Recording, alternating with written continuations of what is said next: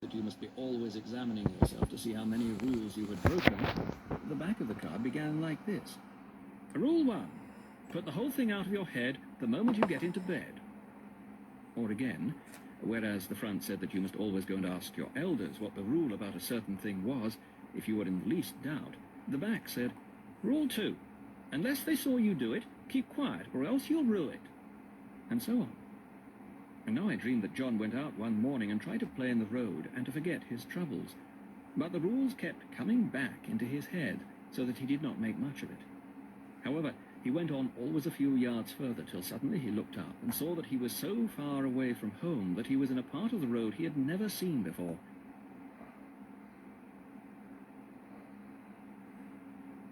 The Pilgrim's Regress, an allegorical apology for Christianity, reason, and romanticism, by C.S. Lewis.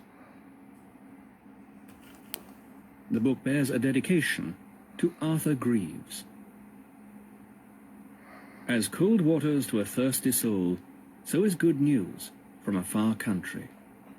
Proverbs. Book 1.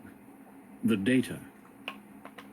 This every soul seeketh, and for the sake of this doth all her actions, having an inkling that it is, but what it is she cannot sufficiently discern, and she knoweth not her way, and concerning this she hath no constant assurance as she hath of other things. Plato.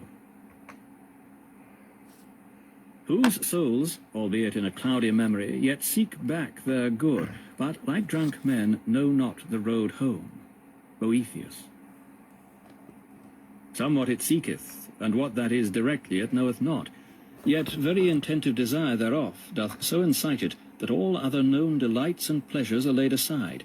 They give place to the search of this, but only suspected desire. Hooker.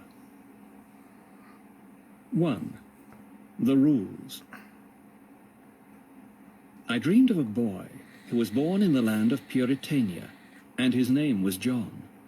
And I dreamed that when John was able to walk, he ran out of his parents' garden on a fine morning onto the road. And on the other side of the road there was a deep wood, but not thick, full of primroses and soft green moss. When John set eyes on this, he thought he had never seen anything so beautiful, and he ran across the road and into the wood, and was just about to go down on his hands and knees and to pull up the primroses by handfuls, when his mother came running out of the garden gate, and she also ran across the road and caught John up and smacked him soundly and told him he must never go into the wood again. And John cried, but he asked no questions, for he was not yet at the age for asking questions. Then a year went past, and then another fine morning John had a little sling, and he went out into the garden, and he saw a bird sitting on a branch.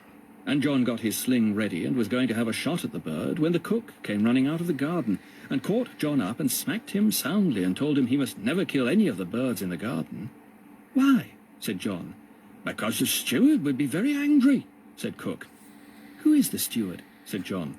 He is the man who makes rules for all the country round here, said cook. Why? Said John.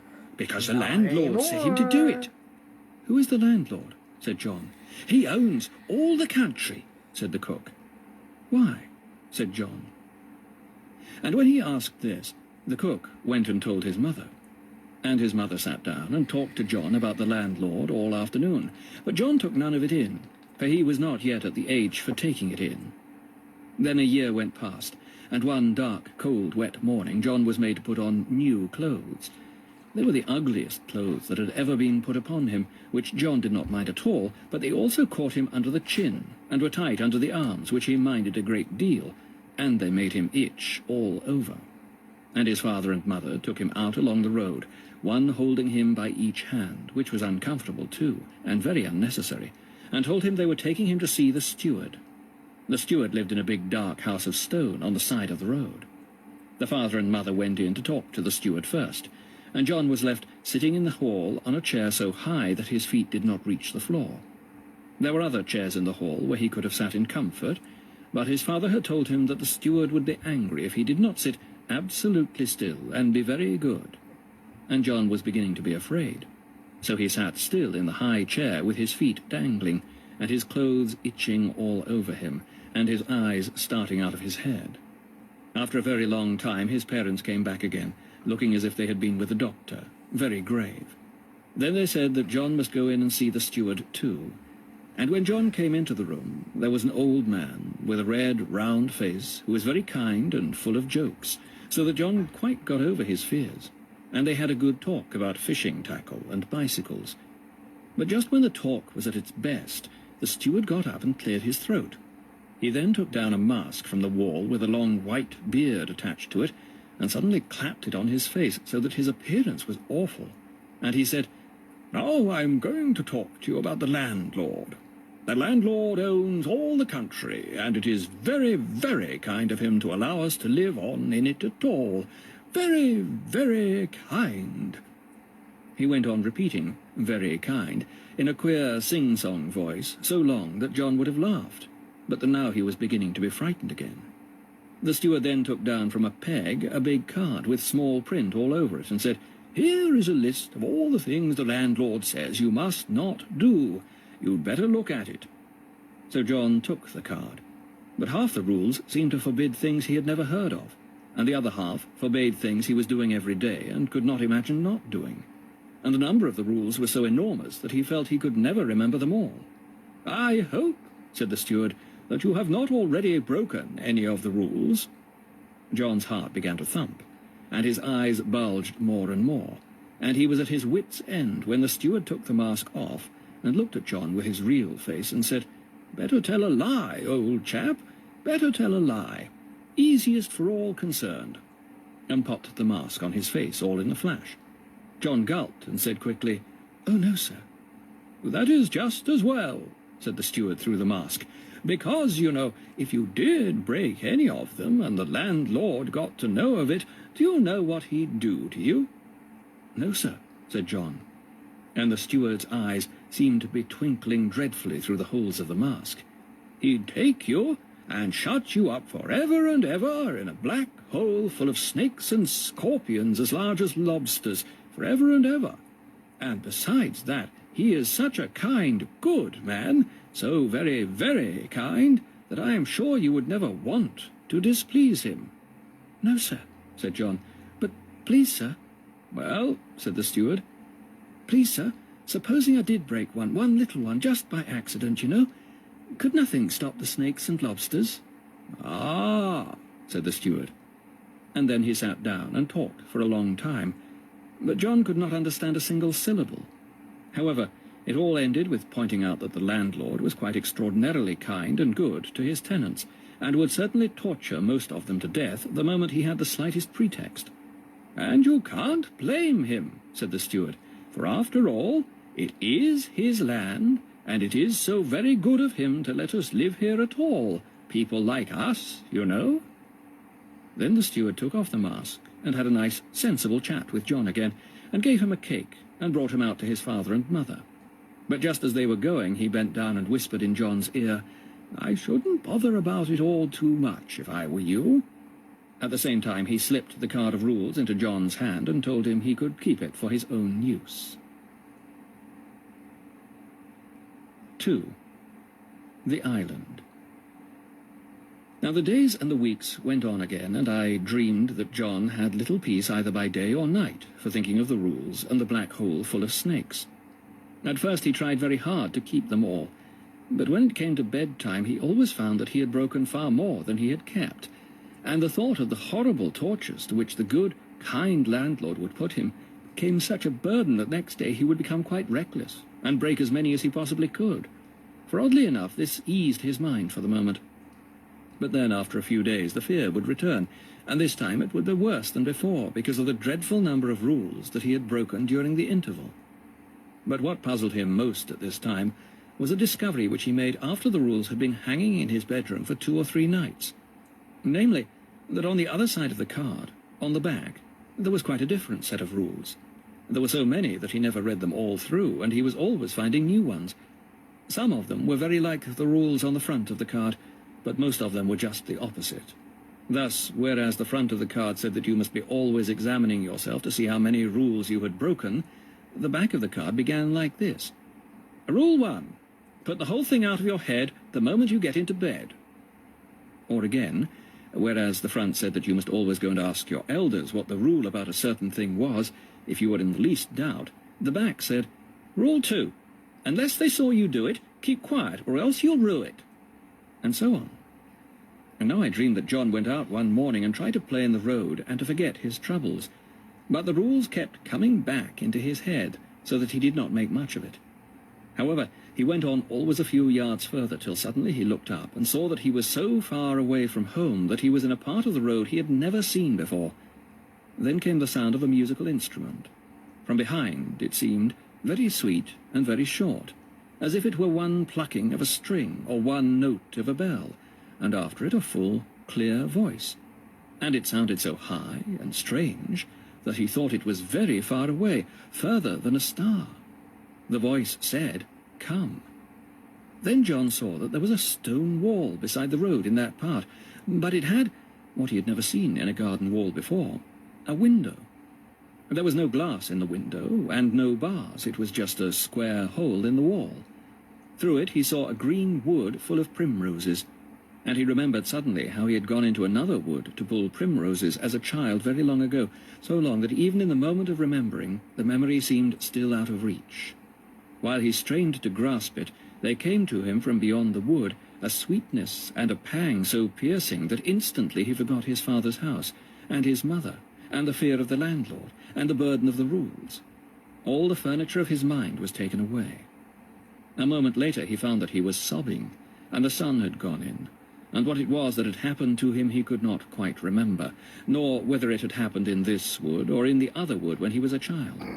It seemed to him that a mist which hung at the far end of the wood had parted for a moment, and through the rift he had seen a calm sea, and in the sea an island where the smooth turf sloped down unbroken to the bays, and out of the thickets peeped the pale, small-breasted Oreads, wise like gods, unconscious of themselves like beasts, and tall enchanters, bearded to their feet, sat in green chairs among the forests. But even while he pictured these things, he knew, with one part of his mind, that they were not like the things he had seen. Nay, that what had befallen him was not seeing at all. But he was too young to heed the distinction, and too empty, now that the unbounded sweetness passed away, not to seize greedily whatever it had left behind. He had no inclination yet to go into the wood, and presently he went home with a sad excitement upon him, repeating to himself 1,000 times, "I know now what I want." The first time that he said it, he was aware that it was not entirely true, but before he went to bed, he was believing it. 3. The Eastern Mountains. John had a disreputable old uncle who was the tenant of a poor little farm beside his father's. One day when John came in from the garden, he found a great hubbub in the house. His uncle was sitting there with his cheeks the colour of ashes. His mother was crying. His father was sitting very still, with a solemn face, and there in the midst of them was the steward with his mask on. John crept round to his mother and asked her what the matter was. "Poor Uncle George has had notice to quit," she said. "Why?" said John. "His lease is up. The landlord has sent him notice to quit." "But didn't you know how long the lease was for?" "Oh, no, indeed we did not. We thought it was for years and years more. I'm sure the landlord never gave us any idea he was going to turn him out at a moment's notice like this." "Ah, but it doesn't need any notice," broke in the steward. "You know he always retains the right to turn anyone out whenever he chooses. It is very good of him to let any of us stay here at all." To be sure," said the mother. "That goes without saying," said the father. "I'm not complaining," said Uncle George, "but it seems cruelly hard." "Not at all," said the steward. "You've only got to go to the castle and knock at the gate and see the landlord himself. You know that he's only turning you out of here to make you much more comfortable somewhere else, don't you?" Uncle George nodded. He did not seem able to get his voice. Suddenly the father looked at his watch. Then he looked up at the steward and said, "Well?" "Yes," said the steward. Then John was sent up to his bedroom and told to put on the ugly and uncomfortable clothes, and when he came downstairs, itching all over and tight under the arms, he was given a little mask to put on, and his parents put masks on too. Then I thought in my dream that they wanted to put a mask on Uncle George, but he was trembling so that it would not stay on. So they had to see his face as it was. And his face became so dreadful that everyone looked in a different direction and pretended not to see it. They got Uncle George to his feet with much difficulty, and then they all came out onto the road. The sun was just setting at one end of the road, for the road ran east and west. They turned their backs on the dazzling western sky, and there John saw ahead of them the night coming down over the eastern mountains. The country sloped down eastward to a brook, and all this side of the brook was green and cultivated. On the other side of the brook a great black moor sloped upward, and beyond that were the crags and chasms of the lower mountains, and high above them again the bigger mountains, and on top of the whole waste was one mountain so big and black that John was afraid of it. He was told that the landlord had his castle up there. They trudged on eastward a long time, always descending, till they came to the brook. They were so low that the sunset behind them was out of sight. Before them all was growing darker every minute, and the cold east wind was blowing out of the darkness right from the mountain tops. When they had stood for a little, Uncle George looked round on them all once or twice and said, "Oh dear, oh dear," in a funny small voice like a child's. Then he stepped over the brook and began to walk away up the moor. It was now so dark, and there were so many ups and downs in the moorland, that they lost sight of him almost at once. Nobody ever saw him again. "Well," said the steward, untying his mask as they turned homeward, "we've all got to go when our time comes." "That's true," said the father, who was lighting his pipe. When it was lit, he turned to the steward and said, "Some of those pigs of George's have won prizes." "I'd keep 'em if I were you," said the steward. "It's no time for selling now." "Perhaps you're right," said the father. John walked behind with his mother. "Mother? Well, dear? Could any of us be turned out without notice like that any day?" "Well, yes, but it is very unlikely." "But we might be." "You oughtn't to be thinking of that sort of thing at your age." "Why oughtn't I?" "It's not healthy, a boy like you." "Mother?" "Yes?" "Can we break off the lease without notice, too?"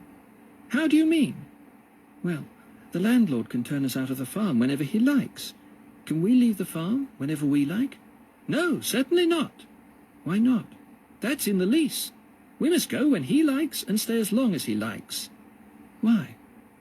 "I suppose because he makes the leases." "What would happen if we did leave?" "He would be very angry." "Would he put us in the black hole?" "Perhaps." "Mother?" "Well, dear?" "Will the landlord put Uncle George in the black hole?" "How dare you say such a thing about your poor uncle? Of course he won't." "But hasn't Uncle George broken all the rules?" "Broken all the rules? Your Uncle George was a very good man." "You never told me that before," said John. 4. Leah for Rachel. Then I turned over in my sleep and began to dream deeper still. And I dreamed that I saw John growing tall and lank, till he ceased to be a child and became a boy. The chief pleasure of his life in these days was to go down the road and look through the window in the wall in the hope of seeing the beautiful island. Some days he saw it well enough, especially at first, and heard the music and the voice. At first he would not look through the window into the wood unless he had heard the music, but after a time both the sight of the island and the sounds became very rare. He would stand looking through the window for hours and seeing the wood, but no sea or island beyond it, and straining his ears but hearing nothing except the wind in the leaves. And the yearning for that sight of the island and the sweet wind blowing over the water from it, though indeed these themselves had given him only yearning, became so terrible that John thought he would die if he did not have them again soon. He even said to himself, "I would break every rule on the card for them if I could only get them. I would go down to the black hole forever if it had a window from which I could see the island." Then it came into his head that perhaps he ought to explore the wood, and thus he might find his way down to the sea beyond it. So he determined that the next day, whatever he saw or heard at the window, he would go through, and spend the whole day in the wood. When the morning came, it had been raining all night, and a south wind had blown the clouds away at sunrise, and all was fresh and shining. As soon as he had had his breakfast, John was out on the road. With the wind and the birds and country carts passing, there were many noises about that morning, so that when John heard a strain of music long before he had reached the wall and the window, a strain like that which he desired, but coming from an unexpected quarter, he could not be absolutely certain that he had not imagined it. It made him stand still in the road for a minute, and in my dream I could hear him thinking, like this: if I go after that sound, away off the road up yonder, it is all luck whether I shall find anything at all. But if I go to the window, there I know I shall reach the wood, and there I can have a good hunt for the shore and the island. In fact, I shall insist on finding it. I am determined to. But if I go a new way, I shall not be able to insist. I shall just have to take what comes. So he went on to the place he knew, and climbed through the window into the wood. Up and down and to and fro among the trees he walked, looking this way and that, but he found no sea and no shore, and indeed no end to the wood in any direction. When it came to the middle of the day, he was so hot that he sat down and fanned himself. Often of late, when the sight of the island had been withheld, he had felt sad and despairing, but what he felt now was more like anger. I must have it, he kept on saying to himself, and then, I must have something. Then it occurred to him that at least he had the wood, which he would once have loved, and that he had not given it a thought all morning. Very well, thought John, I will enjoy the wood. I will enjoy it. He set his teeth and wrinkled his forehead, and sat still until the sweat rolled off him in an effort to enjoy the wood. But the more he tried, the more he felt that there was nothing to enjoy. There was the grass, and there were the trees. But what am I to do with them? Said John. Next it came into his head that he might perhaps get the old feeling. For what, he thought, had the island ever given him but a feeling? By imagining. He shut his eyes and set his teeth again and made a picture of the island in his mind, but he could not keep his attention on the picture because he wanted all the time to watch some other part of his mind to see if the feeling were beginning. But no feeling began, and then, just as he was opening his eyes, he heard a voice speaking to him. It was quite close at hand, and very sweet, and not at all like the old voice of the wood. When he looked round, he saw what he had never expected, yet he was not surprised. There, in the grass beside him, sat a laughing brown girl of about his own age, and she had no clothes on. "It was me you wanted," said the brown girl. "I am better than your silly islands." And John rose and caught her in all haste, and committed fornication with her in the wood. 5. Ichabod. After that, John was always going to the wood. He did not always have his pleasure of her in the body, though it often ended that way. Sometimes he would talk to her about himself, telling her lies about his courage and his cleverness. All that he told her she remembered, so that on other days she could tell it over to him again. Sometimes even he would go with her through the wood looking for the sea and the island, but not often. Meanwhile the year went on, and the leaves began to fall in the wood, and the skies were more often grey, until now, as I dreamed, John had slept in the wood, and he woke up in the wood. The sun was low, and a blustering wind was stripping the leaves from the branches. The girl was still there, and the appearance of her was hateful to John, and he saw that she knew this, and the more she knew it, the more she stared at him, smiling. He looked round and saw how small the wood was after all, a beggarly strip of trees between the road and a field that he knew well. Nowhere in sight was there anything that he liked at all. "I shall not come back here," said John. "What I wanted is not here. It wasn't you I wanted, you know." "Wasn't it?" said the brown girl. "Then be off, but you must take your family with you." With that she put up her hands to her mouth and called. Instantly, from behind every tree, there slipped out a brown girl. Each of them was just like herself. The little wood was full of them. "What are these?" "Our daughters," said she. "Did you not know you were a father? Did you think I was barren, you fool? And now, children," she added, turning to the mob, "go with your father." Suddenly John became very much afraid, and leapt over the wall into the road. There he ran home as fast as he could. 6. Quem queritis in sepulchro, non est hic. From that day forth, until he left his home, John was not happy. First of all, the weight of all the rules that he had broken descended upon him. For while he was going daily to the wood, he had almost forgotten the landlord, and now suddenly the whole reckoning was to pay. In the second place, his last sight of the island was now so long ago that he had forgotten how to wish for it even, and almost how to set about looking for it. At first he feared to go back to the window in the wall, lest he should meet the brown girl, but he soon found that her family were so constantly with him that place made no difference. Wherever he sat down to rest on a walk, there, sooner or later, there would be a little brown girl beside him. When he sat of an evening with his father and mother, a brown girl, visible only to him, would sidle in and sit at his feet. And sometimes his mother would fix her eyes on him and even ask him what he was staring at. But most of all they plagued him whenever he had a fit of fright about the landlord and the black hole. It was always the same. He would wake one morning full of fear and take down his card and read it, the front of it, and determine that today he would really begin to keep the rules. And for that day he would. But the strain was intolerable. He used to comfort himself by saying, "It will get more easy as I go on. Tomorrow it will be easier." But tomorrow was always harder. And on the third day it was worst of all. And on that third day, when he crept away to bed, tired to death and raw in his soul, always he would be sure to find a brown girl waiting for him there, and on such a night he had no spirit to resist her blandishments. But when he perceived that no place was more or less haunted than another, then he came sidling back to the window in the wall. He had little hopes of it. He visited it more as a man visits a grave.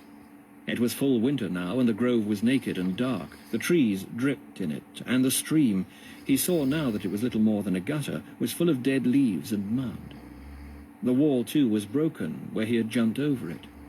Yet John stood there a long time, many a winter evening, looking in, and he seemed to himself to have reached the bottom of misery. One night he was trudging home from it when he began to weep.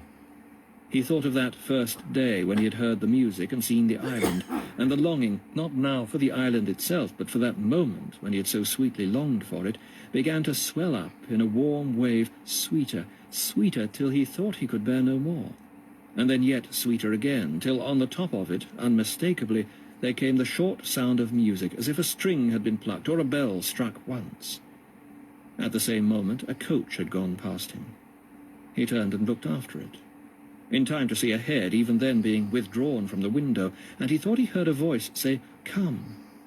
And far beyond the coach, among the hills of the western horizon, he thought that he saw a shining sea, and a faint shape of an island, not much more than a cloud. It was nothing compared with what he had seen the first time. It was so much further away. But his mind was made up. That night he waited till his parents were asleep, and then, putting some few needments together, he stole out by the back door and set his face to the west to seek for the island. Book 2. Thrill.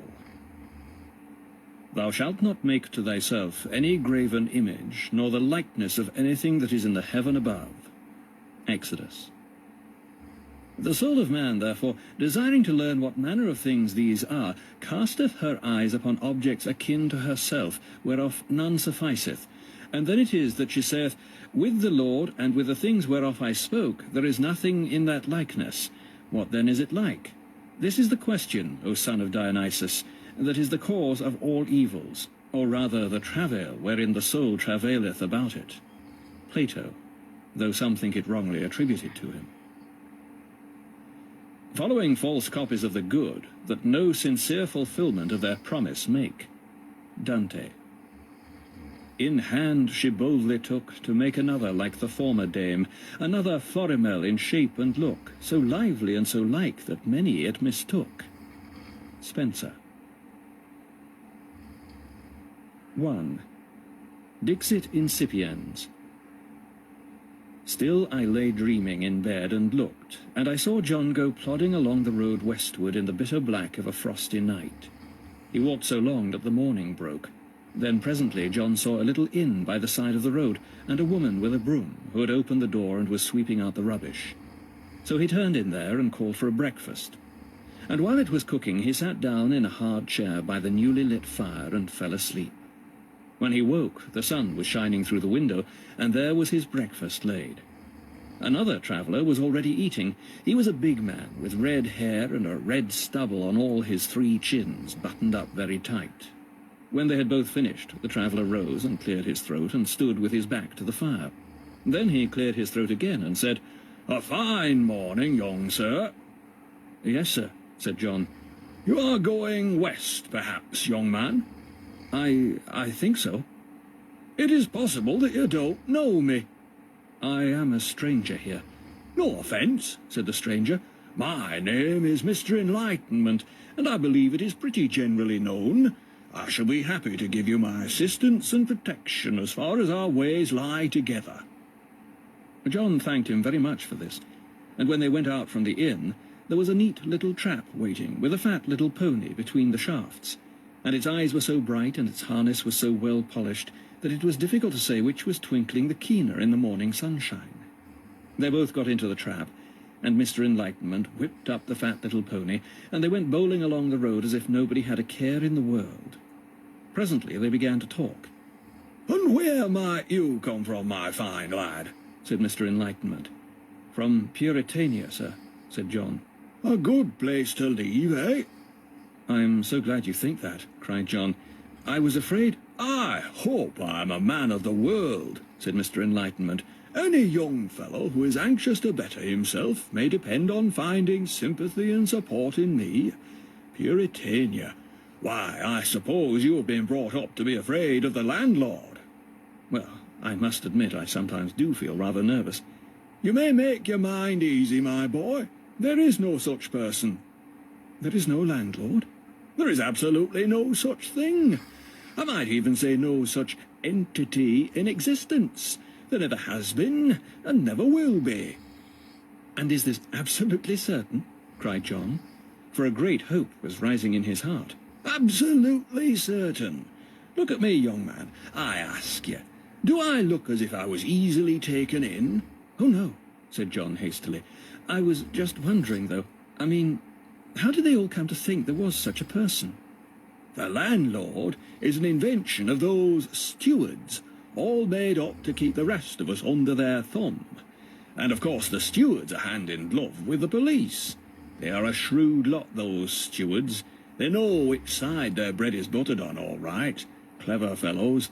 And me, I can't help admiring them." "But do you mean that the stewards don't believe it themselves?" "I dare say they do. It's just the sort of cock and bull story they would believe. They are simple old souls, most of them, just like children. They have no knowledge of modern science, and they would believe anything they were told." John was silent for a few minutes. Then he began again. "But how do you know there is no landlord?" "Christopher Columbus, Galileo, the earth is round, invention of printing, gunpowder," exclaimed Mr. Enlightenment in such a loud voice that the pony shied.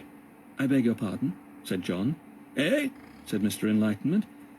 "I didn't quite understand," said John. "Why, it's as plain as a pikestaff," said the other. "Your people in Puritania believe in the landlord because they have not had the benefits of a scientific training. For example, I dare say it would be news to you to hear that the earth was round. Round as an orange, my lad." "Well, I don't know that it would," said John, feeling a little disappointed. "My father always said it was round." "No, no, my dear boy," said Mr. Enlightenment. "You must have misunderstood him. It is well known that everyone in Puritania thinks the earth flat. It is not likely that I should be mistaken on such a point. Indeed, it is out of the question. Then again, there is the paleontological evidence." "What's that?" "Why, they tell you in Puritania that the landlord made all these roads. But that is quite impossible, for old people can remember the time when the roads were not nearly so good as they are now.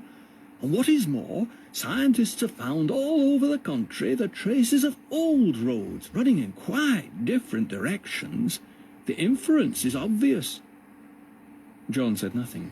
"I said," repeated Mr. Enlightenment, "that the inference was obvious." "Oh, yes, of course," said John hastily, turning a little red. "Then again, there is anthropology." "I'm afraid I don't know." "Bless me, of course you don't. They don't mean you to know. An anthropologist is a man who goes round your backwood villages in these parts, collecting the odd stories that the country people tell about the landlord. Why, there is one village where they think he has a trunk, like an elephant. Now anyone can see that that couldn't be true. It is very unlikely. And what is better still, we know how the villagers came to think so. It all began by an elephant escaping from the local zoo, and then some old villager, he was probably drunk, saw it wandering about on the mountain one night, and so the story grew up that the landlord had a trunk. Did they catch the elephant again? Did who? The anthropologists. Oh, my dear boy, you are misunderstanding. This happened long before there were any anthropologists. Then how do they know? Well, as to that, I see you have a very crude notion of how science actually works. To put it simply, for of course you could not understand the technical explanation, to put it simply, they know that the escaped elephant must have been the source of the trunk story, because they know that an escaped snake must have been the source of the snake story in the next village, and so on. This is called the inductive method. Hypothesis, my dear young friend, establishes itself by a cumulative process. Or, to use popular language, if you make the same guess often enough, it ceases to be a guess and becomes a scientific fact. After he had thought for a while, John said, "I think I see. Most of the stories about the landlord are probably untrue, therefore the rest are probably untrue." Well, that is as near as a beginner can get to it, perhaps. But when you have had a scientific training, you will find that you can be quite certain about all sorts of things which now seem to you only probable. By this time, the fat little pony had them several miles, and they had come to a place where a by-road went off to the right. "If you are going west, we must part here," said Mr. Enlightenment, drawing up. "Unless perhaps you would care to come home with me. You see that magnificent city?" John looked down by the by-road and saw in a flat plain without any trees a huge collection of corrugated iron huts, most of which seemed rather old and rusty.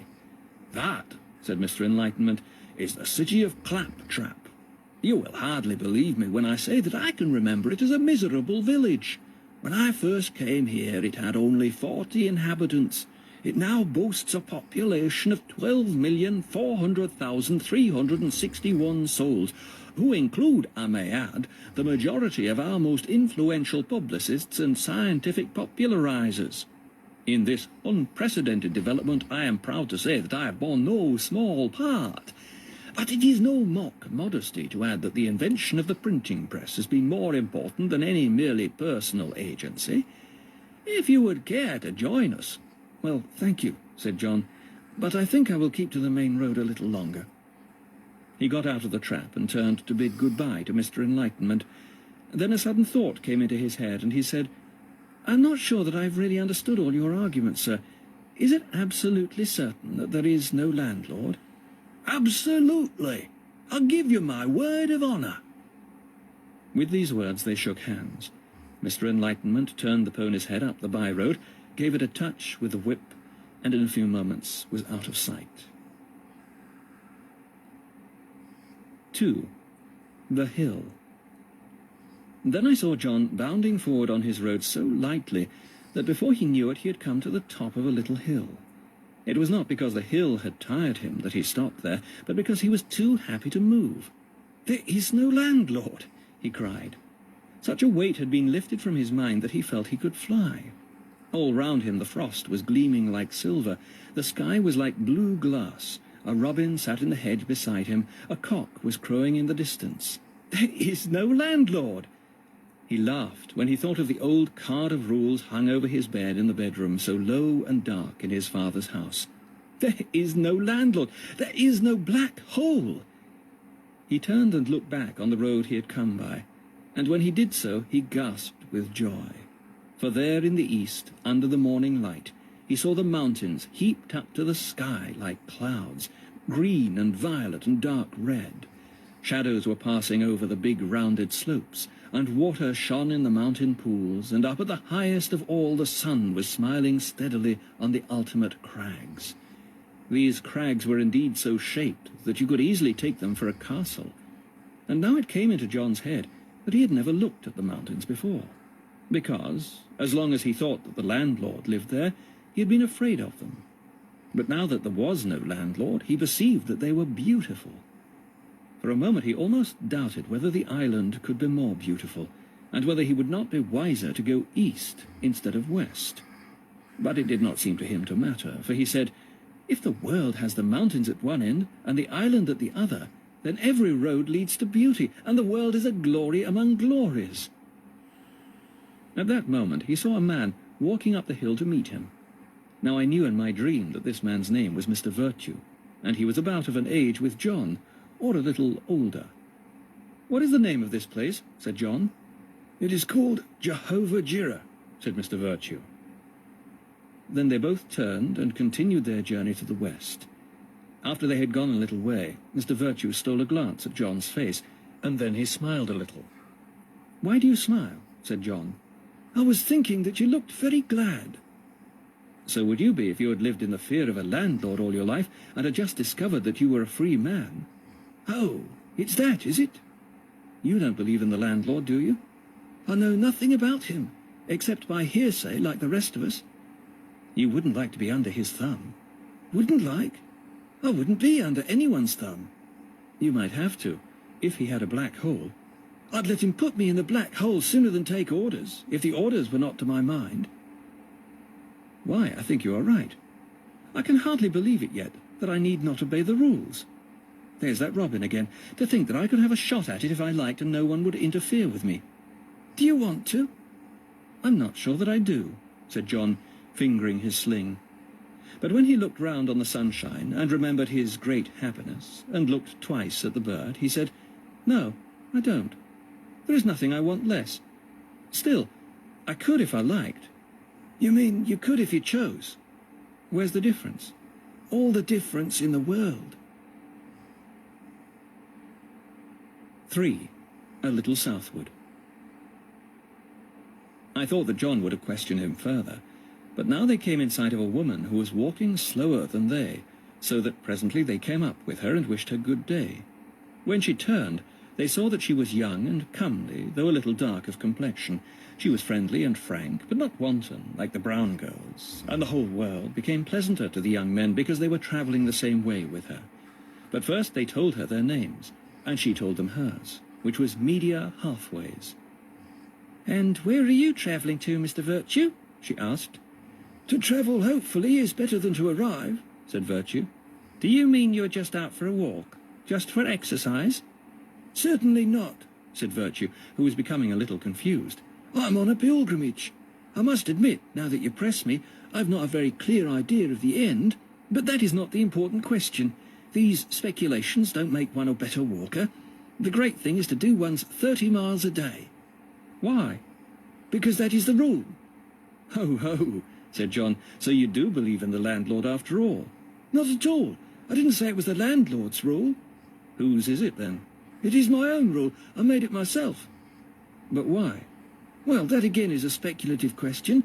I have made the best rules I can. If I find any better ones, I shall adopt them. In the meantime, the great thing is to have rules of some sort, and to keep them." "And where are you going?" said Media, turning to John. Then John began to tell his companions about the island, and how he had first seen it, and was determined to give up everything for the hope of finding it. "Then you had better come and see my father," said she. "He lives in the city of Thrill, and at the bottom of this hill there is a turn to the left which will bring us there in half an hour." "Has your father been to the island? Does he know the way?" "He often talks about something very like it." "You had better come with us, Virtue," said John, "since you do not know where you are going, and there can be no place better to go than the island." "Certainly not," said Virtue. "We must keep to the road. We must keep on." "I don't see why," said John. "I dare say you don't," said Virtue. All this time they were going down the hill, and now they came to a little grassy lane on the left, which went off through a wood. Then I thought that John had a little hesitation, but partly because the sun was now hot, and the hard metal of the road was becoming sore to his feet, and partly because he felt a little angry with Virtue, and most of all because Media was going that way, he decided to turn down the lane. They said good-bye to Virtue, and he went on his way, stumping up the next hill without ever looking back. 4. Soft going. When they were in the lane, they walked more gently. The grass was soft under their feet, and the afternoon sun beating down on the sheltered place made it warm. And presently they heard a sound of sweet and melancholy chimes. "Those are the bells of the city," said Media. As they went on, they walked closer together, and soon they were walking arm in arm. Then they kissed each other, and after that they went on their way, kissing and talking in slow voices of sad and beautiful things, and the shadow of the wood and the sweetness of the girl and the sleepy sound of the bells reminded John a little bit of the island, and a little bit of the brown girls. "This is what I've been looking for all my life," said John. "The brown girls were too gross, and the island was too fine. This is the real thing." "This is love," said Media with a deep sigh. "This is the way to the real island." Then I dreamed that they came in sight of the city, very old and full of spires and turrets, all covered with ivy, where it lay in a little grassy valley built on both sides of a lazy, winding river. And they passed the gates in the ruinous old city wall and came and knocked at a certain door, and were let in. Then Media brought him into a darkish room with a vaulted roof and windows of stained glass, and exquisite food was brought to them. With the food came old Mr. Halfways. He was a gliding gentleman with soft silver hair and a soft silver voice, dressed in flowing robes, and he was so solemn with his long beard that John was reminded of the steward with his mask on. But it is much better than the steward, thought John, because there is nothing to be afraid of. Also, he doesn't need a mask. His face is really like that. 5. Leah for Rachel. As they ate, John told him about the island. "You will find your island here," said Mr. Halfways, looking into John's eyes. "But how can it be here in the middle of the city?" "It needs no place. It is everywhere and nowhere. It refuses entry to none who asks. It is an island of the soul," said the old gentleman. "Surely even in Puritania they told you that the landlord's castle was within you." "But I don't want the castle," said John, "and I don't believe in the landlord." "What is truth?" said the old man. "They were mistaken when they told you of the landlord, and yet they were not mistaken. What the imagination seizes as beauty must be truth, whether it existed before or not. The landlord they dreamed to find, we find in our hearts. The island you seek for, you already inhabit. The children of that country are never far from their fatherland."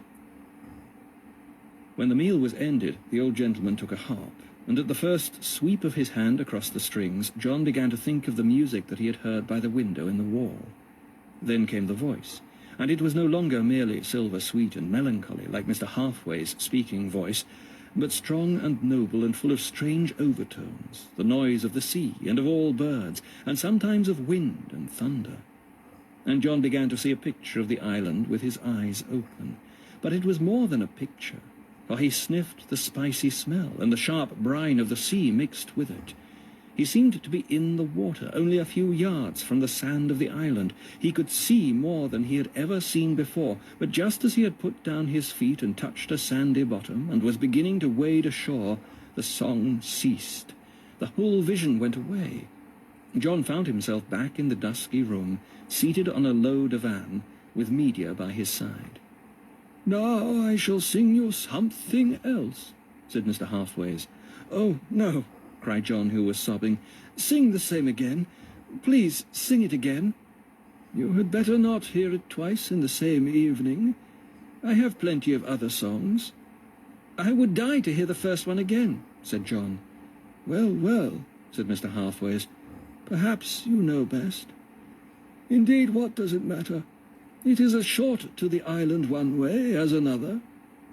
And then he smiled indulgently and shook his head, and John could not help thinking that his talking voice and talking manner were almost silly after the singing. But as soon as the great deep wall of the music began again, it swept everything else from his mind. It seemed to him that this time he got more pleasure from the first few notes, and even noticed delicious passages which had escaped him at the first hearing, and he said to himself, This is going to be even better than the other. I shall keep my head this time and sip all the pleasure at my ease."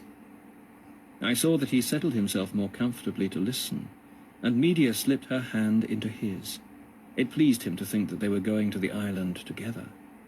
Now came the vision of the island again. But this time it was changed, for John scarcely noticed the island because of a lady with a crown on her head who stood waiting for him on the shore. She was fair, divinely fair. "At last," said John, "a girl with no trace of brown."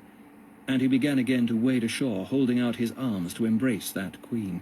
And his love for her appeared to him so great and so pure, and they had been parted for so long, that his pity for himself and her almost overwhelmed him. And as he was about to embrace her, the song stopped. "Sing it again! Sing it again!" cried John. "I liked it better the second time." "Well, if you insist," said Mr. Halfways, with a shrug. "It is nice to have a really appreciative audience." So he sang it the third time. This time John noticed yet more about the music. He began to see how several of the effects were produced, and that some parts were better than others. He wondered if it were not a trifle too long. The vision of the island was a little shadowy this time, and he did not take much notice of it. He put his arm round Media, and they lay cheek to cheek. He began to wonder if Mr. Halfways would never end.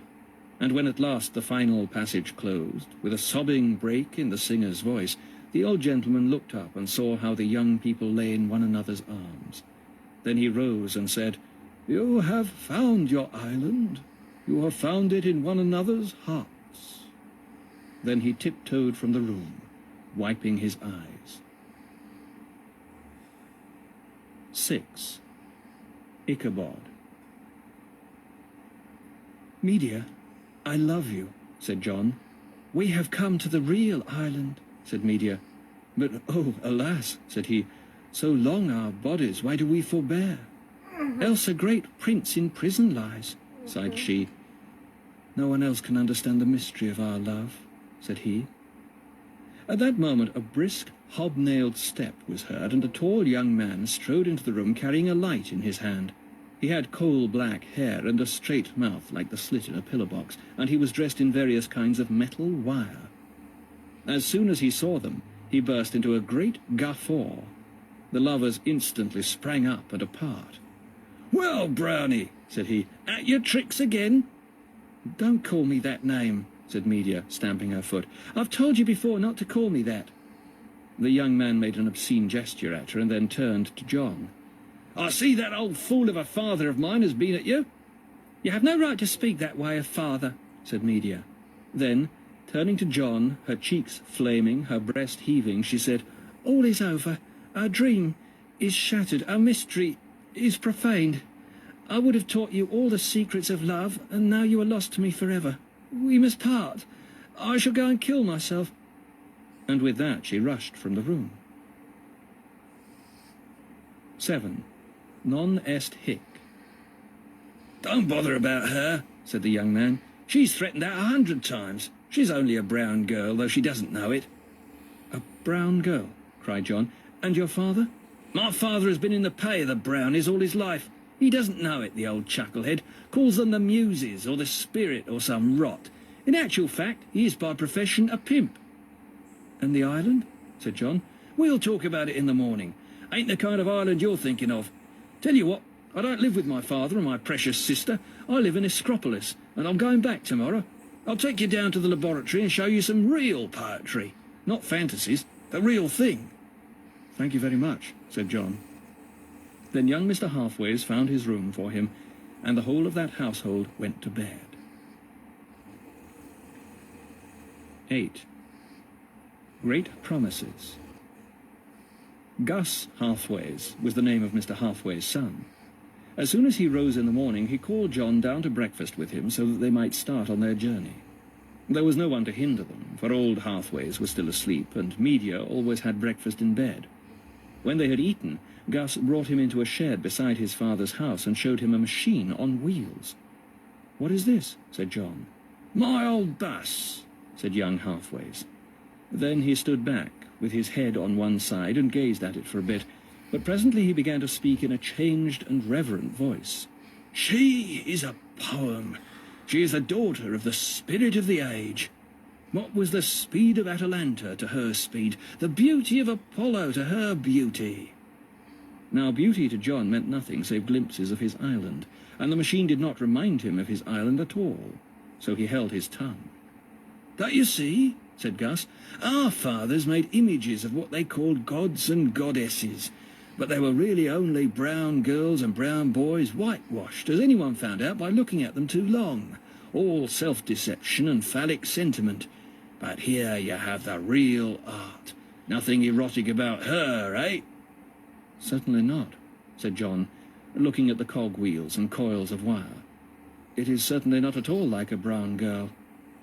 It was, in fact, more like a nest of hedgehogs and serpents. I should say not, said Gus. Sheer power, eh? Speed, ruthlessness, austerity, significant form, eh? Also, and here he dropped his voice, very expensive indeed. Then he made John sit in the machine, and he himself sat beside him. Then he began pulling the levers about, and for a long time nothing happened. But at last there came a flash and a roar, and the machine bounded into the air and then dashed forward.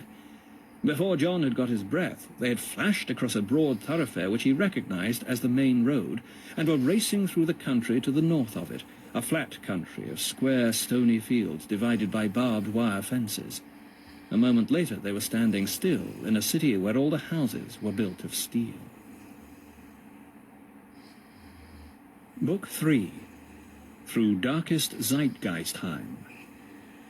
And every shrewd turn was exalted among men, and simple goodness, wherein nobility doth ever most participate, was mocked away and clean vanished. Thucydides. Now live the lesser as lords of the world, the busy travellers. Banished is our glory, the earth's excellence grows old and sere. Anon. The more ignorant men are, the more convinced are they that their little parish and their little chapel is an apex to which civilization and philosophy has painfully struggled up. Shaw. 1. Escropolis. Then I dreamed that he led John into a big room, rather like a bathroom. It was full of steel and glass, and the walls were nearly all window, and there was a crowd of people there, drinking what looked like medicine and talking at the tops of their voices. They were all either young or dressed up to look as if they were young.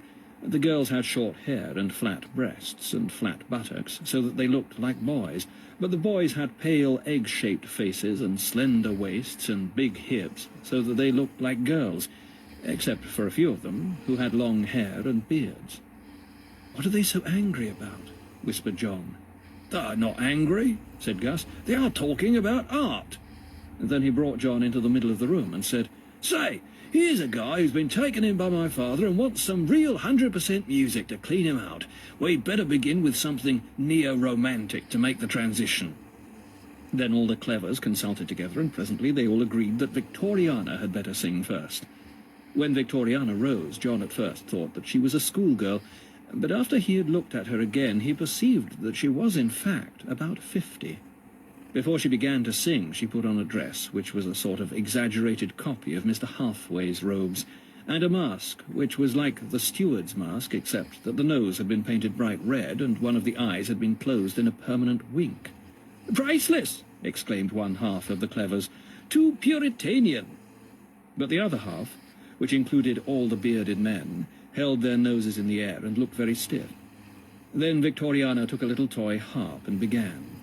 The noises of the toy harp were so strange that John could not think of them as music at all. Then, when she sang, he had a picture in his mind which was a little like the island, but he saw at once that it was not the island. And presently he saw people who looked rather like his father, and the steward and old Mr. Halfways, dressed up as clowns and doing a stiff sort of dance. Then there was a columbine, and some sort of love story. But suddenly the whole island turned into an aspidistra in a pot, and the song was over. "Priceless!" said the clevers. "I hope you liked it," said Gus to John. "Well," began John doubtfully, for he hardly knew what to say. But he got no further, for at that moment he had a very great surprise. Victoriana had thrown her mask away and walked up to him and slapped him in the face twice, as hard as she could. "That's right," said the Clevers. "Victoriana has courage. We may not all agree with you, Vicky dear, but we admire your courage." "You may persecute me as much as you like," said Victoriana to John. "No doubt to see me thus with my back to the wall wakes the hunting lust in you. You will always follow the cry of the majority, but I will fight to the end. So there." And she began to cry. "I am extremely sorry," said John, "but—" "And I know it was a good song," sobbed Victoriana, "because all great singers are persecuted in their lifetime, and I'm persecuted, and therefore I must be a great singer." "She has you there," said the Clevers, as Victoriana left the laboratory. "You mustn't mind her being a little bitter," said Gus. "She's so temperamental and sensitive, and she has suffered a great deal." "Well, I must admit," said one of the Clevers, "now that she had gone, that I think that stuff of hers rather vieux jeu." "Can't stand it myself," said another. "I think it was her face that needed slapping," said a third. "She's been spoiled and flattered all her life," said a fourth. "That's what's the matter with her." "Quite," said the rest in chorus. 2. A South Wind. "Perhaps," said Gus, "someone else would give us a song." "I will," cried 30 voices all together. But one cried much louder than the others, and its owner had stepped into the middle of the room before anyone could do anything about it. He was one of the bearded men, and wore nothing but a red shirt and a codpiece made of the skins of crocodiles. And suddenly he began to beat on an African tom-tom, and to croon with his voice, swaying his lean, half-clad body to and fro, and staring at them all, out of eyes which were like burning coals. And this time John saw no picture of an island at all. He seemed to be in a dark green place, full of tangled roots and hairy vegetable tubes, and all at once he saw in it shapes moving and writhing that were not vegetable, but human. And the dark green grew darker, and a fierce heat came out of it, and suddenly all the shapes that were moving in the darkness came together to make a single obscene image which dominated the whole room, and the song was over. "Priceless," said the Clevers. "Too stark, too virile." John blinked and looked round, and when he saw all the Clevers as cool as cucumbers, smoking their cigarettes and drinking the drinks that looked like medicines, all as if nothing remarkable had happened, he was troubled in his mind. For he thought that the song must have meant something different to them, and, if so, he argued, what very pure-minded people they must be. Feeling himself among his betters, he became ashamed. "You like it, Hein?" said the bearded singer. I don't think I understood it," said John. "I make you like it, Hein," said the singer, snatching up his tom-tom again. "It was what you really wanted all the time." "No, no," cried John. "I know you're wrong there. I grant you that sort of thing is what I always get if I think too long about the island. But it can't be what I want." "No? Why not?" "If it is what I wanted, why am I so disappointed when I get it? If what a man really wanted was food, how could he be disappointed when the food arrived? As well, I don't understand." "What you not understand? I explain to you." "Well, it's like this. I thought that you objected to Mr. Halfway's singing, because it led to brown girls in the end." "So we do." "Well, why is it better to lead to black girls in the beginning?" A low whistle ran round the whole laboratory. John knew he had made a horrible blunder. "Look here," said the bearded singer in a new voice. "What do you mean? You are not suggesting that there is anything of that kind about my singing, are you?" I suppose perhaps it was my fault," stammered John. "In other words," said the singer, "you are not yet able to distinguish between art and pornography." And advancing towards John very deliberately, he spat in his face and turned to walk out of the room. "That's right, Fally," cried the Clevers. "Serve him right." "Filthy-minded little beast," said one. "Yeah, Puritanian," said a girl. "I expect he's impotent," whispered another. "You mustn't be too hard on him," said Gus. "He is full of inhibitions, and everything he says is only a rationalization of them. Perhaps he will get on better with something more formal. Why don't you sing, Glugley?" 3. Freedom of thought. Glugley instantly rose. She was very tall and as lean as a post, and her mouth was not quite straight in her face. When she was in the middle of the room and silence had been obtained, she began to make gestures. First of all, she set her arms akimbo and cleverly turned her hands the wrong way, so it looked as if her wrists were sprained. Then she waddled to and fro with her toes pointing in. After that, she twisted herself to make it look as if her hip bone was out of joint. Finally, she made some grunts and said, "Globble obble oogle oggle globble gloogle gloo," and ended by pursing up her lips and making a vulgar noise such as children make in their nurseries. Then she went back to her place and sat down. "Thank you very much," said John politely. But Gluggly made no reply, for Gluggly could not talk, owing to an accident in infancy. "I hope you liked it," said young Halfways. I didn't understand her. "Ah," said a woman in spectacles, who seemed to be Gluggly's nurse or keeper, "that is because you are looking for beauty. You are still thinking of your island. You've got to realize that satire is the moving force in modern music." "It is the expression of a savage disillusionment," said someone else.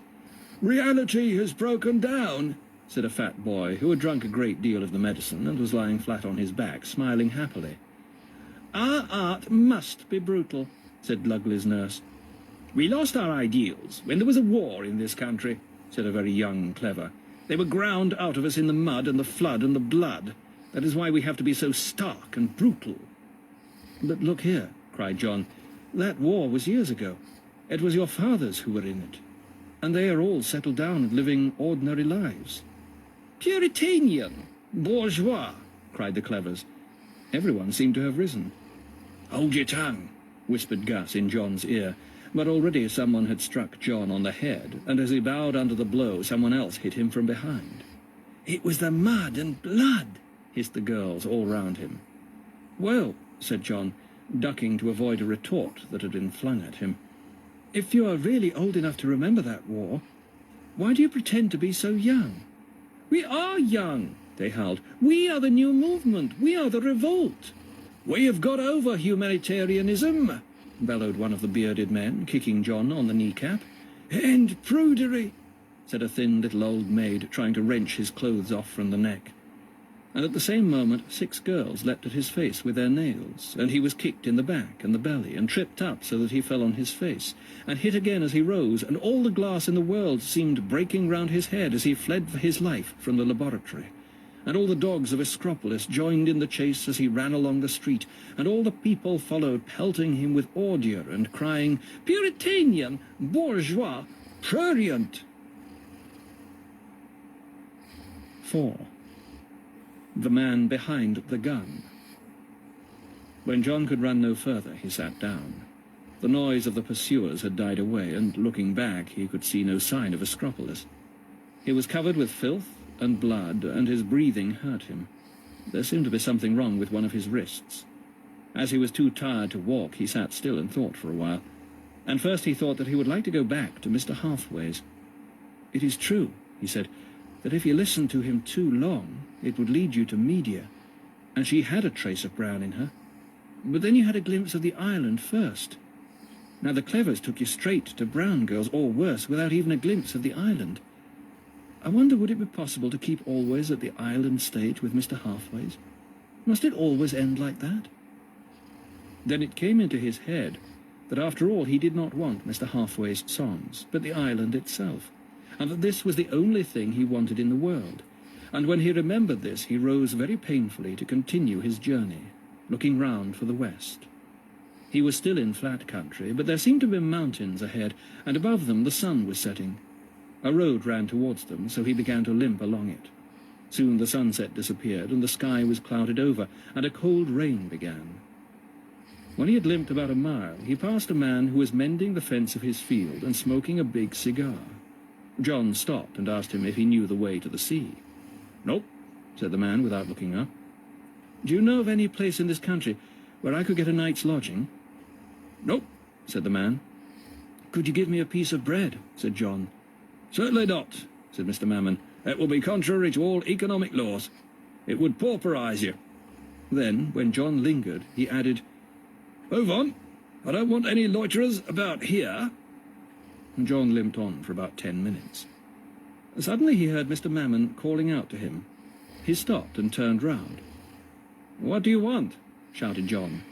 Come back, said Mr. Mammon.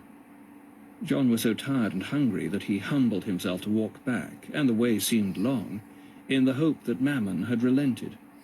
When he came again to the place where they had talked before, the man finished his work without speaking, and then said, "Where did you get your clothes torn?" "I had a quarrel with the Clevers in Escropolis." "Clevers? Don't you know them?" Never heard of them." "You know Escropolis?" "Know it? I own Escropolis." "How do you mean?" "What do you suppose they live on?" "I never thought of that." "Every man of them earns his living by writing for me or having shares in my land. I suppose the Clevers is some nonsense they do in their spare time, when they're not beating up tramps." And he glanced at John. Then he resumed his work. "You needn't wait," he said presently.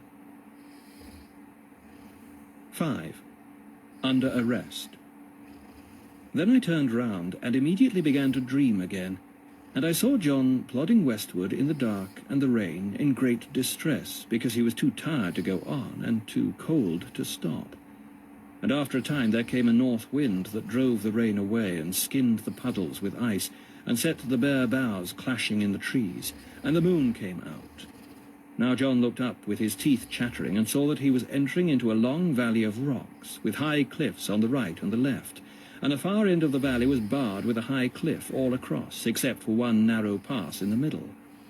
The moonlight lay white on this cliff, and right amidst it was a huge shadow like a man's head. John glanced over his shoulder and saw that the shadow was thrown by a mountain behind him, which he had passed in the darkness. It was far too cold for a man to stay still in the wind, and I dreamed of John going stumblingly forward up the valley, till now he had come to the rock wall, and was about to enter the pass. But just as he rounded a great boulder and came full in sight of the pass, he saw some armed men sitting in it by a brazier, and immediately they sprang up and barred his way. "You can't pass here," said their leader. "Where can I pass?" said John. "Where are you going to?" "I'm going to find the sea in order to set sail for an island that I've seen in the west." "Then you cannot pass." "By whose orders?" "Do you not know that all this country belongs to the spirit of the age?" "I am sorry," said John. "I didn't know. I have no wish to trespass. I will go round some other way. I will not go through his country at all." "You fool," said the captain. "You are in his country now. This pass is the way out of it, not the way into it. He welcomes strangers. His quarrel is with runaways." Then he called to one of his men and said, "Here, Enlightenment, take this fugitive to our master." A young man stepped out and clapped fetters upon John's hands. Then, putting the length of chain over his own shoulder and giving it a jerk, he began to walk down the valley, dragging John after him. 6. Poisoning the wells. Then I saw them going down the valley, the way John had come up, with the moon full in their faces, and up against the moon was the mountain which had cast the shadow, and now it looked more like a man than before. "Mr. Enlightenment," said John at last, "is it really you?" "Why should it not be?" said the guard. "You looked so different when I met you before." "We have never met before." "What? Did you not meet me at the inn on the borders of Puritania and drive me 5 miles in your pony trap?" "Oh, that," said the other. "That must have been my father, old Mr. Enlightenment. He is a vain and ignorant old man, almost a Puritanian, and we never mention him in the family. I am Sigismund Enlightenment, and I have long since quarrelled with my father." They went on in silence for a bit. Then Sigismund spoke again.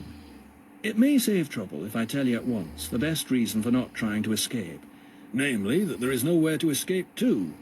"How do you know there is no such place as my island?" "Do you wish very much that there was?" "I do." "Have you never before imagined anything to be true because you greatly wished for it?" John thought for a little, and then he said, "Yes." "And your island is like an imagination, isn't it?" "I suppose so." "It is just the sort of thing you would imagine merely through wanting it. The whole thing is very suspicious. But answer me another question. Have you ever once yet, had a vision of the island that did not end in brown girls?" "I don't know that I have." "But they weren't what I wanted." "No, what you wanted was to have them, and with them the satisfaction of feeling that you were good. Hence the island." "You mean The island was the pretence that you put up to conceal your own lusts from yourself. All the same, I was disappointed when it ended like that. Yes, you were disappointed at finding that you could not have it both ways, but you lost no time in having it the way you could. You did not reject the brown girls. They went on in silence for a time, and always the mountain, with its odd shape, grew bigger in front of them, and now they were in its shadow. Then John spoke again, half in his sleep, for he was very tired.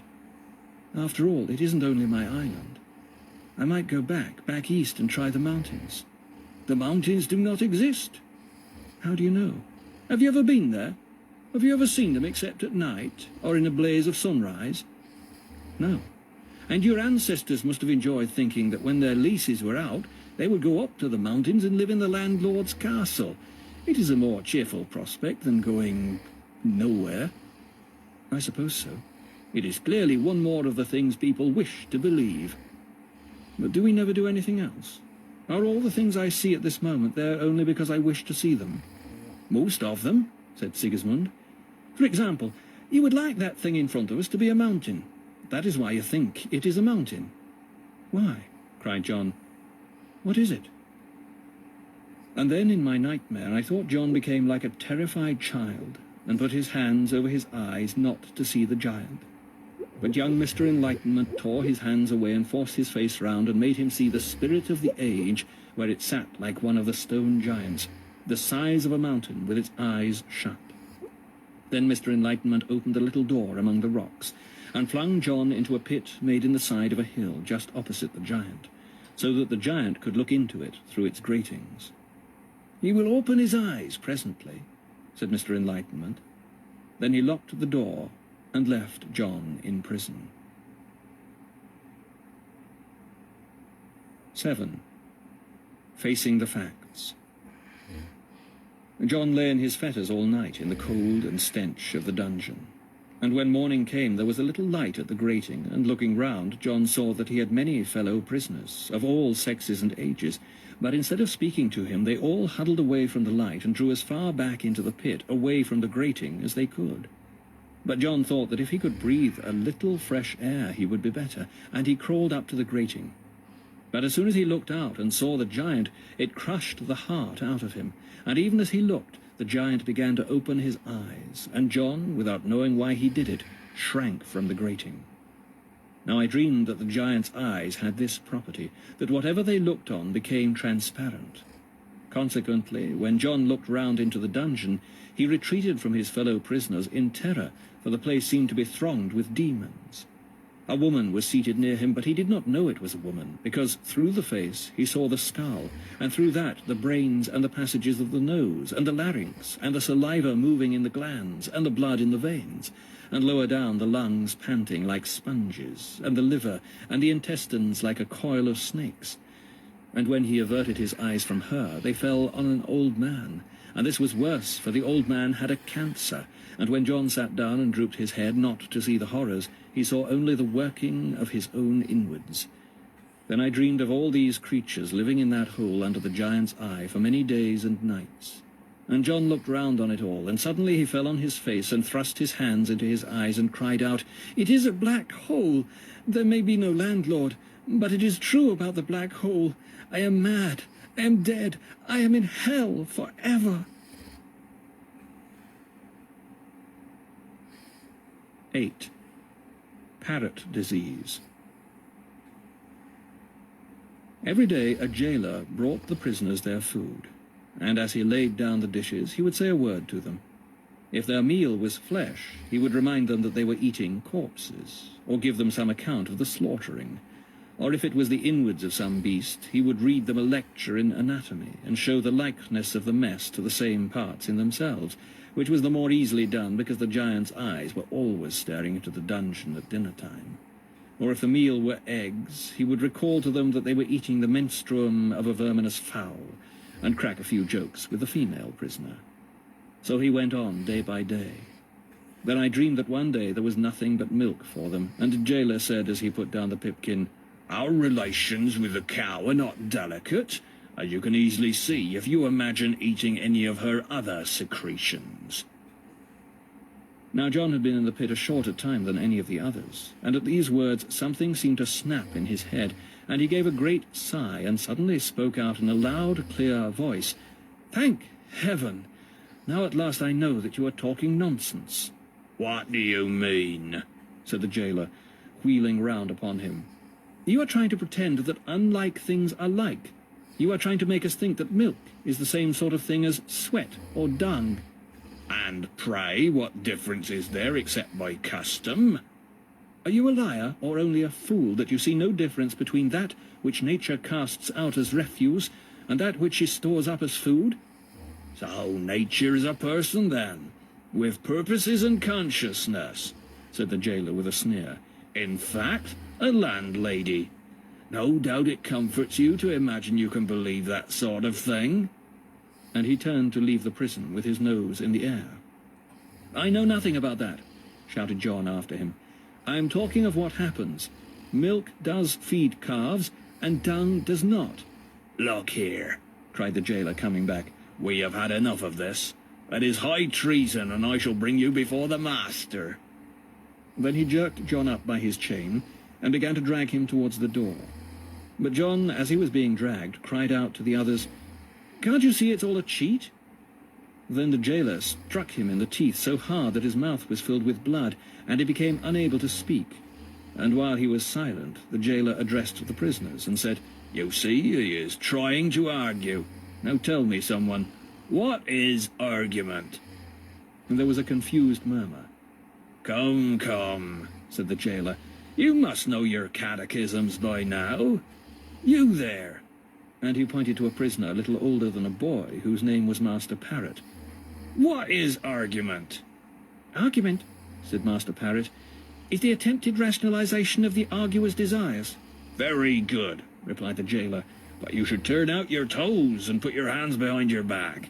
That is better. Now, what is the proper answer to an argument providing the existence of the landlord?" "The proper answer is, you say that because you are a steward."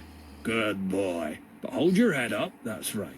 And what is the answer to an argument proving that Mr. Fally's songs are just as brown as Mr. Halfway's?" "There are two only generally necessary to damnation," said Master Parrot. "The first is, you say that because you are a Puritanian, and the second is, you say that because you are a sensualist." "Good. Now just one more. What is the answer to an argument turning on the belief that 2 and 2 make 4? "The answer is, you say that because you are a mathematician." "You are a very good boy," said the jailer. "And when I come back I shall bring you something nice.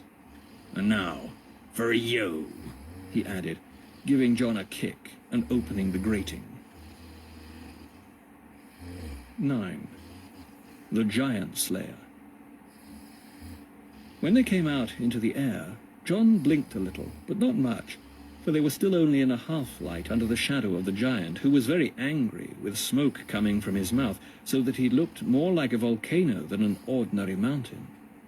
And now John gave himself up for lost, but just as the jailer had dragged him up to the giant's feet and had cleared his throat and begun, "The case against this prisoner," there was a commotion and a sound of horses' hoofs. The jailer looked round, and even the giant took his terrible eyes off John and looked round, and last of all John himself looked round too. They saw some of the guard coming towards them leading a great black stallion, and in it was seated a figure wound in a cloak of blue, which was hooded over the head and came down concealing the face. "Another prisoner, Lord," said the leader of the guards. Then very slowly the giant raised his great heavy finger and pointed to the mouth of the dungeon. "Not yet," said the hooded figure. Then suddenly it stretched out its hands with the fetters on them and made a quick movement of the wrists.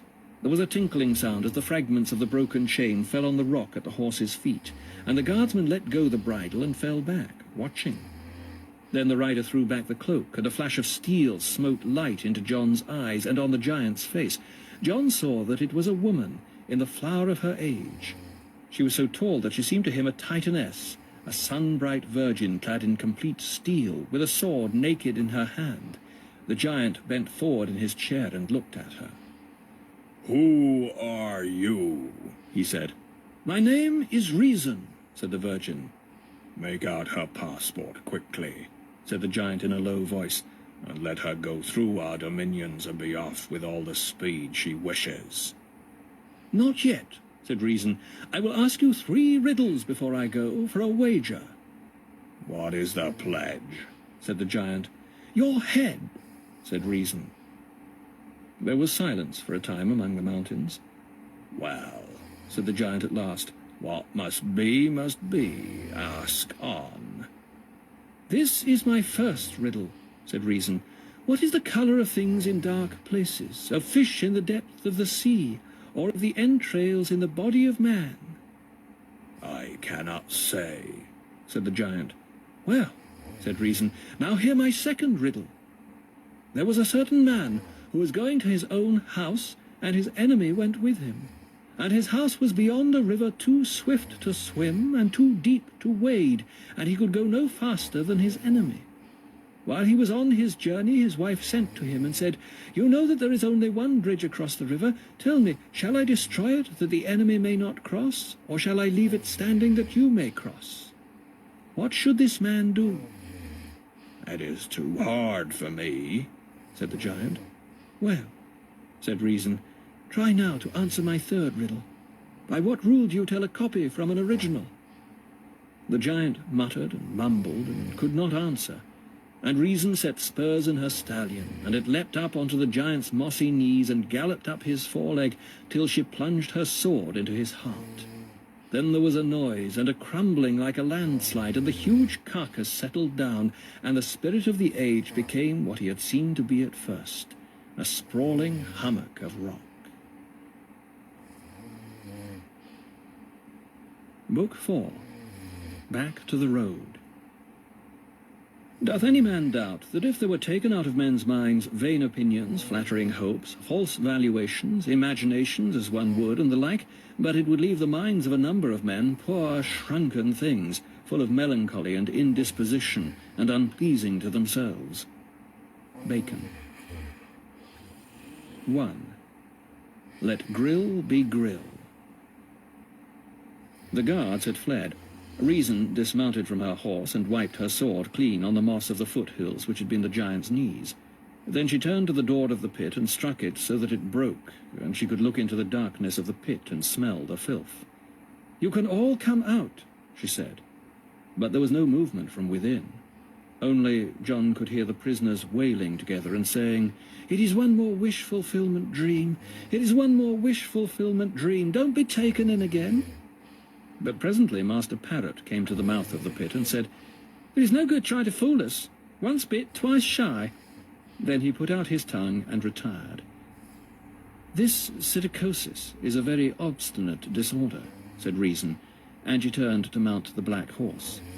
"May I come with you, lady?" said John. "You may come until you are tired," said Reason. 2. Archetype and ectype. In my dream I saw them set off together, John walking by the lady's stirrup. And I saw them go up the rocky valley where John had gone on the night of his capture. They found the pass unguarded, and gave it back an echo to the horses' hoofs, and then in a moment they were out of the mountain country, and going down a grassy slope into the land beyond. There were few trees and bare, and it was cold, but presently John looked aside and saw a crocus in the grass. For the first time for many days the old sweetness pierced through John's heart, and the next moment he was trying to call back the sound of the birds wheeling over the island, and the green of the waves breaking on its sand, for they had all flashed about him but so quickly that they were gone before he knew. His eyes were wet. He turned to Reason and spoke. "You can tell me, lady, is there such a place as the island in the west, or is it only a feeling of my own mind?" "I cannot tell you," said she, "because you do not know. But you know. But I can tell you only what you know. I can bring things out of the dark part of your mind into the light part of it. But now you ask me what is not even in the dark of your mind. Even if it were only a feeling in my own mind, would it be a bad feeling? I have nothing to tell you of good and bad." "I mean this," said John, "and this you can tell me. Is it true that it must always end in brown girls, or rather that it really begins from brown girls? They say it is all a pretense, all a disguise for lust. And what do you think of that saying? It is very like that, said John. Both are sweet. Both are full of longing. The one runs into the other. They are very alike. Indeed they are, said the lady. But do you not remember my third riddle? About the copy and the original. I could not understand it. Well, now you shall. The people in the country we have just left have seen that your love for the island is very like your love for the brown girls. Therefore they say that one is a copy of the other. They would also say that you have followed me because I am like your mother, and that your trust in me is a copy of your love for your mother. And then they would say again that your love for your mother is a copy of your love for the brown girls, and so they would come full circle. And what should I answer them? You would say perhaps one is a copy of the other, but which is the copy of which? I never thought of that. You are not yet of an age to have thought much, said Reason, but you must see that if two things are alike, then it is a further question whether the first is copied from the second, or the second from the first, or both from a third. What would the third be? Some have thought that all these loves were copies of our love for the landlord. But surely they have considered that and rejected it. Their sciences have disproved it. They could not have, for their sciences are not concerned at all with the general relations of this country to anything that may lie east of it or west of it. They indeed will tell you that their researchers have proved that if two things are similar, the fair one is always the copy of the foul one. But their only reason to say so is that they have already decided that the fairest things of all, that is the landlord, and, if you like, the mountains and the island, are a mere copy of this country. They pretend that their researches lead to that doctrine, but in fact they assume that doctrine first, and interpret their researches by it. But they have reasons for assuming it. They have none, for they have ceased to listen to the only people who can tell them anything about it. Who are they? They are younger sisters of mine, and their names are Philosophy and Theology. Sisters. Who is your father? You will know sooner than you wish. And now the evening was falling, and they were near a little farm.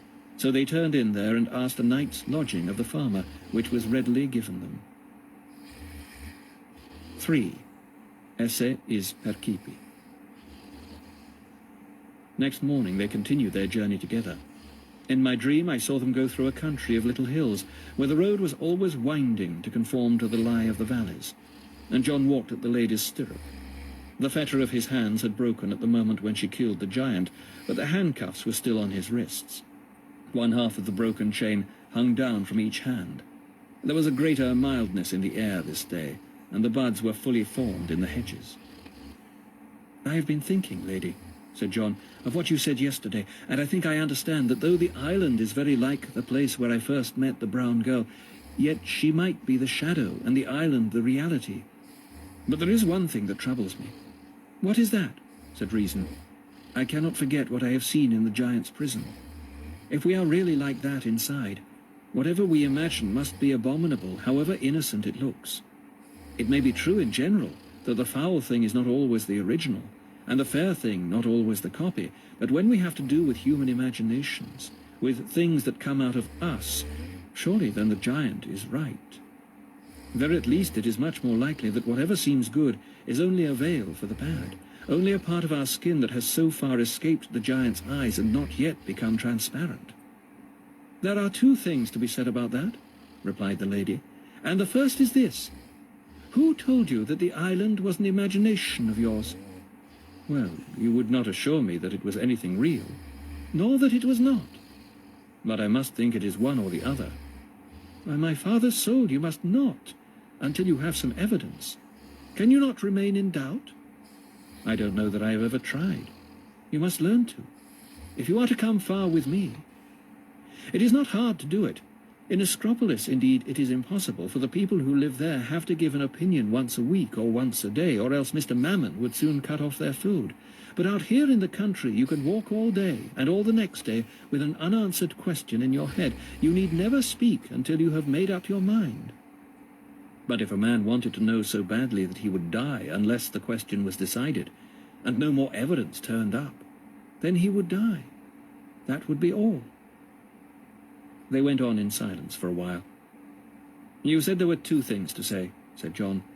What was the second? The second was this.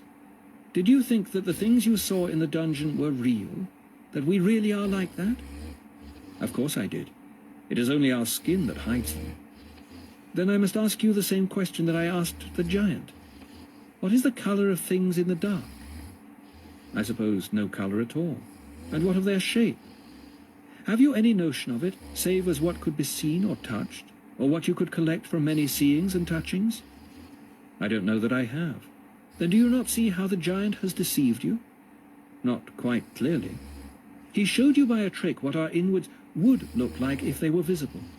That is, he showed you something that is not, but something that would be if the world were made all other than it is. But in the real world, our inwards are invisible. They are not coloured shapes at all. They are feelings. The warmth in your limbs at this moment, the sweetness of your breath as you draw it in, the comfort in your belly because we breakfasted well, and your hunger for the next meal. These are the reality. All the sponges and tubes that you saw in the dungeon are the lie. But if I cut a man open, I should see them in him. A man cut open is, so far, not a man. And if you did not sew him up speedily, you would be seeing not organs, but death. I am not denying that death is ugly, but the giant made you believe that life is ugly. I cannot forget the man with the cancer. What you saw was unreality. The ugly lump was the giant's trick. The reality was pain, which has no colour or shape. Is that much better? That depends on the man. I think I begin to see. Is it surprising that things should look strange if you see them as they are not? If you take an organ out of a man's body, or a longing out of the dark part of a man's mind, and give to the one the shape and colour, and to the other the self-consciousness, which they never have in reality, would you expect them to be other than monstrous? Is there then no truth at all in what I saw under the giant's eyes? Some pictures are useful to physicians. Then I really am clean, said John. I am not like those. Reason smiled. There too, she said, there is truth mixed up with the giant's conjuring tricks. It will do you no harm to remember from time to time the ugly sights inside. You come of a race that cannot afford to be proud. As she spoke, John looked up, in doubt of her meaning, and for the first time since he came into her company he felt afraid. But the impression lasted only a moment. Look, said John, here is a little inn.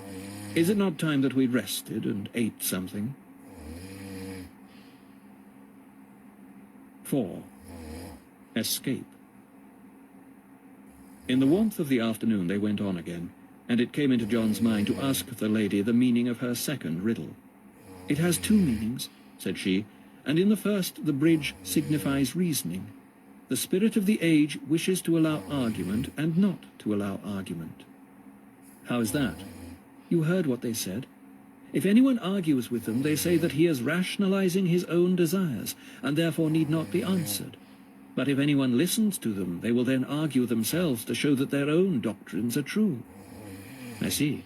And what is the cure for this? You must ask them whether any reasoning is valid or not. If they say no, then their own doctrines, being reached by reasoning, fall to the ground.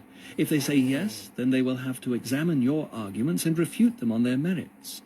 For if some reasoning is valid, for all they know, your bit of reasoning may be one of the valid bits. I see, said John. But what was the second interpretation? In the second, said Reason, the bridge signifies the giant's own favourite doctrine of the wish-fulfillment dream. For this also he wishes to use and not to use. I don't see how he wishes not to use it. Does he not keep on telling people that the landlord is a wish-fulfillment dream? Yes, surely that is true. The only true thing he did say. Now think. Is it really true that the giant and Sigismund and the people in Niscropolis and Mr. Halfways are going about filled with a longing that there should be a landlord and cards of rules and a mountain land beyond the brook with a possibility of a black hole?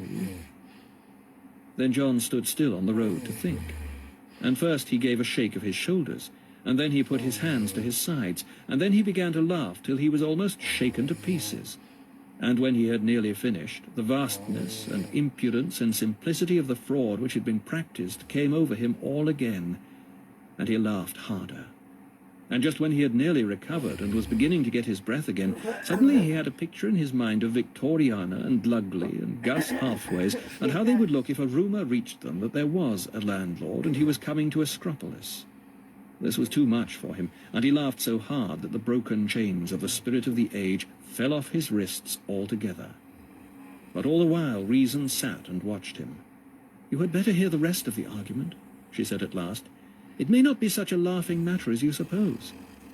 "Oh, yes, the argument," said John, wiping his eyes. "You see now the direction in which the giant does not want the wish-fulfillment theory used?" "I'm not sure that I do," said John. "Don't you see what follows if you adopt his own rules?" "No," said John, very loudly, for a terrible apprehension was stealing over him. "But you must see," said reason, "that for him and all his subjects, disbelief in the landlord is a wish-fulfillment dream. I shall not adopt his rules. You would be foolish not to have profited at all by your stay in his country," said reason. "There is some force in the wish-fulfillment doctrine." "Some, perhaps, but very little. I only wanted to make it clear that whatever force it had was in favour of the landlord's existence, not against it, especially in your case." "Why especially in mine?" said John sulkily. "Because the landlord is the thing you have been most afraid of all your life. I do not say that any theory should be accepted because it is disagreeable, but if any should, then belief in the landlord should be accepted first." As reason said these words, they had reached the top of a little hill, and John begged for a halt, being out of breath. He looked back and saw beyond the green rolling country the dark line of mountains, which was the frontier of the giant's land. But behind them, and far bigger, rose the old mountains of the east, picked out in the rays of the declining sun against a dark sky. They seemed no smaller than when John had looked at them long ago from Puritania. "I do not know where you are leading me," he said at last, "and among all these winding roads I have lost my sense of direction. As well, I find the pace of your horse fatiguing. If you will excuse me, I think I will henceforth pursue my journey alone." "As you wish," said reason, "but I would strongly advise you to take this turn to the left." "Where does it go to?" asked John suspiciously. "It takes you back to the main road," said reason. "That will do well enough," said John. "And now, lady, give me your blessing before I go." "I have no blessing to give," said the Virgin. "I do not deal in blessings and cursings." Then John bade her goodbye and took the road she had pointed out to him. As soon as she was out of sight, I dreamed that he put down his head and ran, for the silly fellow supposed that she might follow him. And he continued running until he found that he was going up a hill so steep that it left him no breath for running, and at the very top his road cut into another, which ran left and right along the ridge. Then John looked one way along it to the east, and the other way along it to the west, and saw that it was indeed the main road. He stayed for a minute to mop his brow. Then he turned to the right, with his face towards the setting sun, and resumed his journey. Book 5. The Grand Canyon. Not by road and foot, nor by sail and ocean shalt thou find any course that reaches the world beyond the north. Pindar. The ephemerals have no help to give. Behold them, they are deedless and cripple, like to a dream. The kind of mortals is bound with a chain, and their eyes are in darkness. Aeschylus. Alas, what can they teach and not mislead, ignorant of themselves, of God much more, and how the world began, and how man fell? Milton. 1. The Grand Canyon. The main road soon began to ascend, and after a short climb John found himself on a bleak tableland which continued to rise before him, but at a gentler angle. After he had walked a mile or so, he saw the figure of a man ahead, outlined against the setting sun. At first the figure stood still. Then it took a few paces to the left and to the right, as if in indecision. Then it turned about to face him, and to his surprise hailed him as an old acquaintance. Because of the light in his face, John could not at first see who it was, and they had joined hands before he knew that it was Virtue. "What can have delayed you?" cried John. "I thought by your pace when I left you that you would have been a week's journey ahead of me by now." "If you think that," said Virtue, "your way must have been easier than mine. Have you not crossed mountains?" I came through a pass, said John. The main road took them without a bend, said Virtue, and I often made scarcely 10 miles a day, but that does not signify. I have learned something of climbing and sweated off a good deal of soft flesh. What has really delayed me is this. I've been here for several days. With that he motioned John to proceed, and they went forward together to the brow of the slope. Then I saw John start back a pace or so with a cry, for he had found that he stood on the edge of a precipice. Then presently he reapproached it with caution and looked. He saw that the road ran up without warning to the edge of a great gorge or chasm, and ended in the air, as if it had been broken off. The chasm might be 7 miles wide, and as for its length, it stretched southward on his left, and northward on his right, as far as he could see. The sun shining in his face cast all the further side into shadow, so that he could not see much of it clearly. It seemed to him, however, a rich country from the verdure and the size of the trees. I have been exploring the cliffs, said Virtue, and I think we could get halfway down. Come a little nearer. You see that ledge? I have a very poor head for heights, said John. That one, said Virtue, pointing to a narrow strip of greenery 1,000 feet below them. I could never reach it. Oh, you could reach that easily enough. The difficulty is to know what happens beyond it. I'm inclined to think that it overhangs, and though we could get down to it, I'm not sure that we could get back if the rest of the descent was impracticable. Then it would be madness to trust ourselves so far. I don't know about that. It will be in accordance with the rule. What rule? The rule is, said Virtue, that if we have 1 chance out of 100 of surviving, we must attempt it. But if we have none, absolutely none, then it will be self-destruction, and we need not. It is no rule of mine, said John. But it is. We all have the same set of rules, really, you know. If it is a rule of mine, it is one that I cannot obey. I don't think I understand you, said Virtue. But of course you may be such a bad climber that you wouldn't have even 1 chance. That would make a difference, I allow. Then a third voice spoke. You have neither of you any chance at all unless I carry you down. Both the young men turned at the sound. An old woman was seated in a kind of rocky chair at the very edge of the precipice. Oh, it's you, Mother Kirk, is it? Said Virtue, and added in an undertone to John, I've seen her about the cliffs more than once. Some of the country people say she is second-sighted, and some that she is crazy. I shouldn't trust her, said John in the same tone. She looks to me much more like a witch. Then he turned to the old woman and said aloud, And how could you carry us down, Mother? We would be more fit to carry you. I could do it, though, said Mother Kirk, by the power that the landlord has given me. So you believe in the landlord too, said John. How can I not, dear, said she, when I am his own daughter-in-law? Hey, he does not give you very fine clothes, said John, glancing at the old woman's country cloak. They'll last my time, said the old woman placidly. We ought to try her, whispered Virtue to John. As long as there is any chance, we are not allowed to neglect it.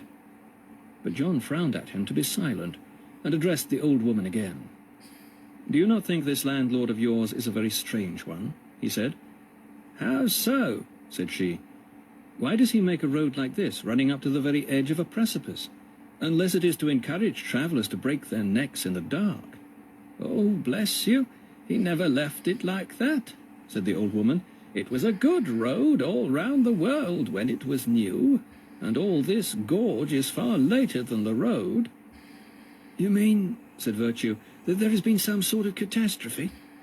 Well, said Mother Kirk, I see there will be no getting you down tonight, so I may as well tell you the story. Come and sit down by me. You are neither of you so wise that you need be ashamed of listening to an old wives' tale. 2. Mother Kirk's Story. When they were seated, the old woman told the following story. You must know that once upon a time there were no tenants in this country at all, for the landlord used to farm it himself. There were only the animals, and the landlord used to look after them, he and his sons and daughters. Every morning they used to come down from the mountains and milk the cows and lead out the sheep to pasture. And they needed less watching, for all the animals were tamer then, and there were no fences needed, for if a wolf got in among the flocks, he would do them no harm. And one day the landlord was going home from his day's work when he looked round on the country and the beasts and saw how the crops were springing, and it came into his head that the whole thing was too good to keep to himself. So he decided to let the country to tenants, and his first tenant was a young married man. But first the landlord made a farm in the very centre of the land where the soil was the best and the air most wholesome, and that was the very spot where you are sitting now.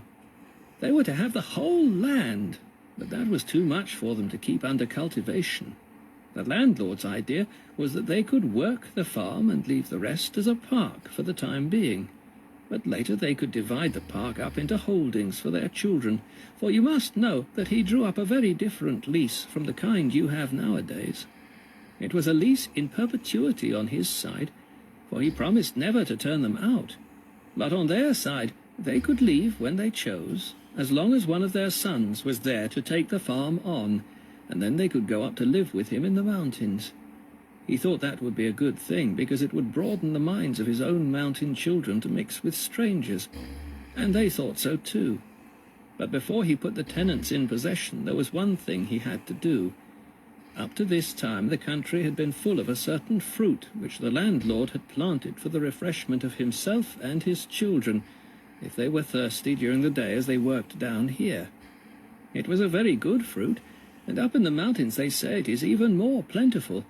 But it is very strong, and only those who are mountain-bred ought to eat it, for only they can digest it properly. Hitherto, while there were only beasts in the land, it had done no harm for these mountain apples to be growing in every thicket, for you know that an animal will eat nothing but what is good for it. But now that there were to be men in the land, the landlord was afraid that they might do themselves an injury. Yet it was not to be thought of that he should dig up every sapling of that tree and make the country into a desert. So he decided that it was best to be frank with the young people, and when he found a great big mountain apple tree growing in the very centre of the farm, he said, "So much the better. If they are to learn sense, they may as well learn it from the beginning, and if they will not, there's no help for it. For if they did not find mountain apples on the farm, they would soon find them somewhere else." So he left the apple tree standing and put the man and his wife into their farm. But before he left them, he explained the whole affair to them, as much of it could be explained, and warned them on no account to eat any of the apples. Then he went home, and for a time the young man and his wife behaved very well, tending the animals and managing their farm and abstaining from the mountain apples. And for all I know, they might never have done otherwise if the wife had not somehow made a new acquaintance. This new acquaintance was a landowner himself. He had been born in the mountains and was one of our landlord's own children, but he had quarrelled with his father and set up on his own, and now had built up a very considerable estate in another country. His estate marches, however, with this country, and as he was a great land grabber, he always wanted to take this bit in, and he has very nearly succeeded. "I've never met any tenants of his," said John. "Not tenants-in-chief, my dear," said the old woman, "and so you didn't know them. But you may have met the Clevers, who are tenants of Mr. Mammon, and he is a tenant of the Spirit of the Age, who holds directly of the enemy." "I am sure the Clevers would be very surprised," said John, "to hear that they had a landlord at all. They would think this enemy, as you call him, no less a superstition than your landlord." "But this is how business is managed," said Mother Kirk. "The little people do not know the big people to whom they belong. The big people do not intend that they should. No important transference of property could be carried out if all the small people at the bottom knew what was really happening. But this is not part of my story. As I was saying, the enemy got to know the farmer's wife, and however he did it, or whatever he said to her, it wasn't long before he persuaded her that the one thing she needed was a nice mountain apple, and she took one and ate it. And then, you know how it is with husbands, she made the farmer come round to her mind, and at the moment he put out his hand and plucked the fruit, there was an earthquake, and the country cracked open all the way across from north to south, and ever since, instead of the farm, there has been this gorge, which the country people call the Grand Canyon, but in my language its name is Peccatum Ade." 3. the self-sufficiency of virtue. And I suppose, said John sourly, the landlord was so annoyed that it was he who invented the rules and the black hole. The story is not quite so simple as that, said the old woman. So many things happened after the eating of the apple. For one thing, the taste created such a craving in the man and the woman that they thought they could never eat enough of it. And they were not content with all the wild apple trees, but planted more and more, and grafted mountain apple onto every other kind of tree, so that every fruit should have a dash of that taste in it. They succeeded so well that the whole vegetable system of the country is now infected, and there is hardly a fruit or a root in the land, certainly none this side of the canyon, that has not a little mountain apple in it. You have never tasted anything that was quite free from it. And what has that got to do with the card of rules? Said John. Everything, said Mother Kirk. In a country where all the food is more or less poisoned, but some of it very much less than more, you need very complicated rules indeed to keep healthy. Meanwhile, said Virtue, we are not getting on with our journey. I will carry you down in the morning, if you like, said Mother Kirk. Only mind you, it is a dangerous place, and you must do exactly as I tell you. If the place is so dangerous, began John, when Virtue, who had been struck by the woman's last words, suddenly broke in. I'm afraid it is no use, Mother, he said. I cannot put myself under anyone's orders. I must be the captain of my soul and the master of my fate, but thank you for your offer. You are right, said John hastily, and added in a whisper, the old creature is clearly insane. Our real business is to explore this chasm north and south until we find some place where the descent is practicable. Virtue had risen. We are thinking, Mother, he said, that we should like to make sure for ourselves that there is no place where we cannot get down without being carried. You see, my own legs have served me so far, and I should not like to start being carried now. It will do you no harm to try, answered Mother Kirk, and I should not wonder if you find a way down. Getting up the other side is another question, to be sure, but perhaps we shall meet again when it comes to that. By this time it was quite dark. The two young men bade good night to the woman and drew back along the main road to discuss their plans. Two by-roads branched off from it about a quarter of a mile from the precipice, and as that which went to the north seemed rather the better, and also pointed a little backward and away from the cliffs, which John was anxious not to skirt in the darkness, they turned northward. It was a fine starlit night, and grew colder as they proceeded. 4. Mr. Sensible.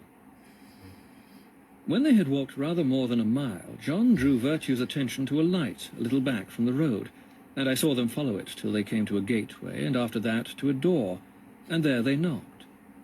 Whose house is this? Said Virtue, when the servant opened to them. This is Mr. Sensible's house, said the servant, and if you are benighted travellers, he will receive you gladly.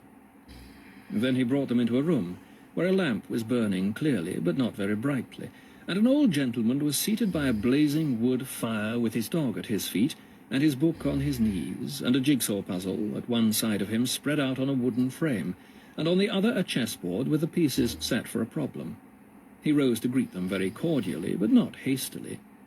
You are very welcome, gentlemen, said Mr. Sensible. Pray come and warm yourselves.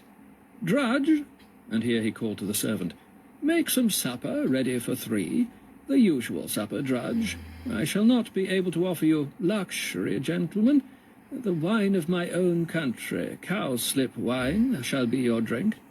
It will be rough to your palates, but to mine the draught that I owe to my own garden and my own kitchen will always have a flavour beyond hippocrene. The radishes also of my own growing, I think I may venture to praise. But I see by your looks that I have already betrayed my foible. I confess that my garden is my pride. But what then? We are all children, and I reckon him the wisest among us that can make most sport out of the toys suitable to that condition, without seeking to go beyond it. Regum equabit opes animis. Contentment, my friends, contentment is the best riches. Do not let the dog tease you, sir, he has mange. Down, Rover. Alas, Rover, thou little knowest that sentence is passed upon thee. You are surely not going to destroy him, sir, said John. He begins to ail, said Mr. Sensible, and it would be foolish to keep him longer. What would you? Omnes eodem cogimur. He has lain in the sun and hunted fleas enough, and now, poor fellow, he must go quo dives tullus et ancus. We must take life on the terms it is given us. You will miss your old companion. Why, as to that, you know, the great art of life is to moderate our passions. Objects of affection are like other belongings. We must love them enough to enrich our lives while we have them, not enough to impoverish our lives when they are gone. You see this puzzle here? While I am engaged on it, it seems to me of sovereign importance to fit the pieces together. When it is done, I think of it no more, and if I should fail to do it, why, I would not break my heart. Confound that drudge. Hi, whoreson, are we to wait all night for our supper? Coming, sir, said Drudge from the kitchen. I think the fellow goes to sleep over his pots and pans, said Mr. Sensible. But let us occupy the time by continuing our conversation. Good conversation, I reckon, among the finer sweets of life, but I would not include diatribe or lecturing or persistent discussion under that head. Your doctrinaire is the bane of all talk. As I sit here, listening to your opinions, nullius addictus, and following the ball where it rolls, I defy system. I love to explore your minds en déshabille. Nothing comes amiss. J'aime le jeu, la mort, les livres, la musique, la ville et la champagne. Enfin, tout. Chance is, after all, our best guide. Need I call a better witness than the fortunate cast of the dice which has brought you beneath my roof tonight? It wasn't exactly chance, said Virtue, who had been restlessly waiting to speak. We are on a journey, and we're looking for a way to cross the Grand Canyon. Haud equidem invideo, said the old gentleman. You do not insist on my accompanying you? We hadn't thought of it, said John. Why, then I am very willing that you should go, cried Mr. Sensible, with a burst of melodious laughter. And yet to what end?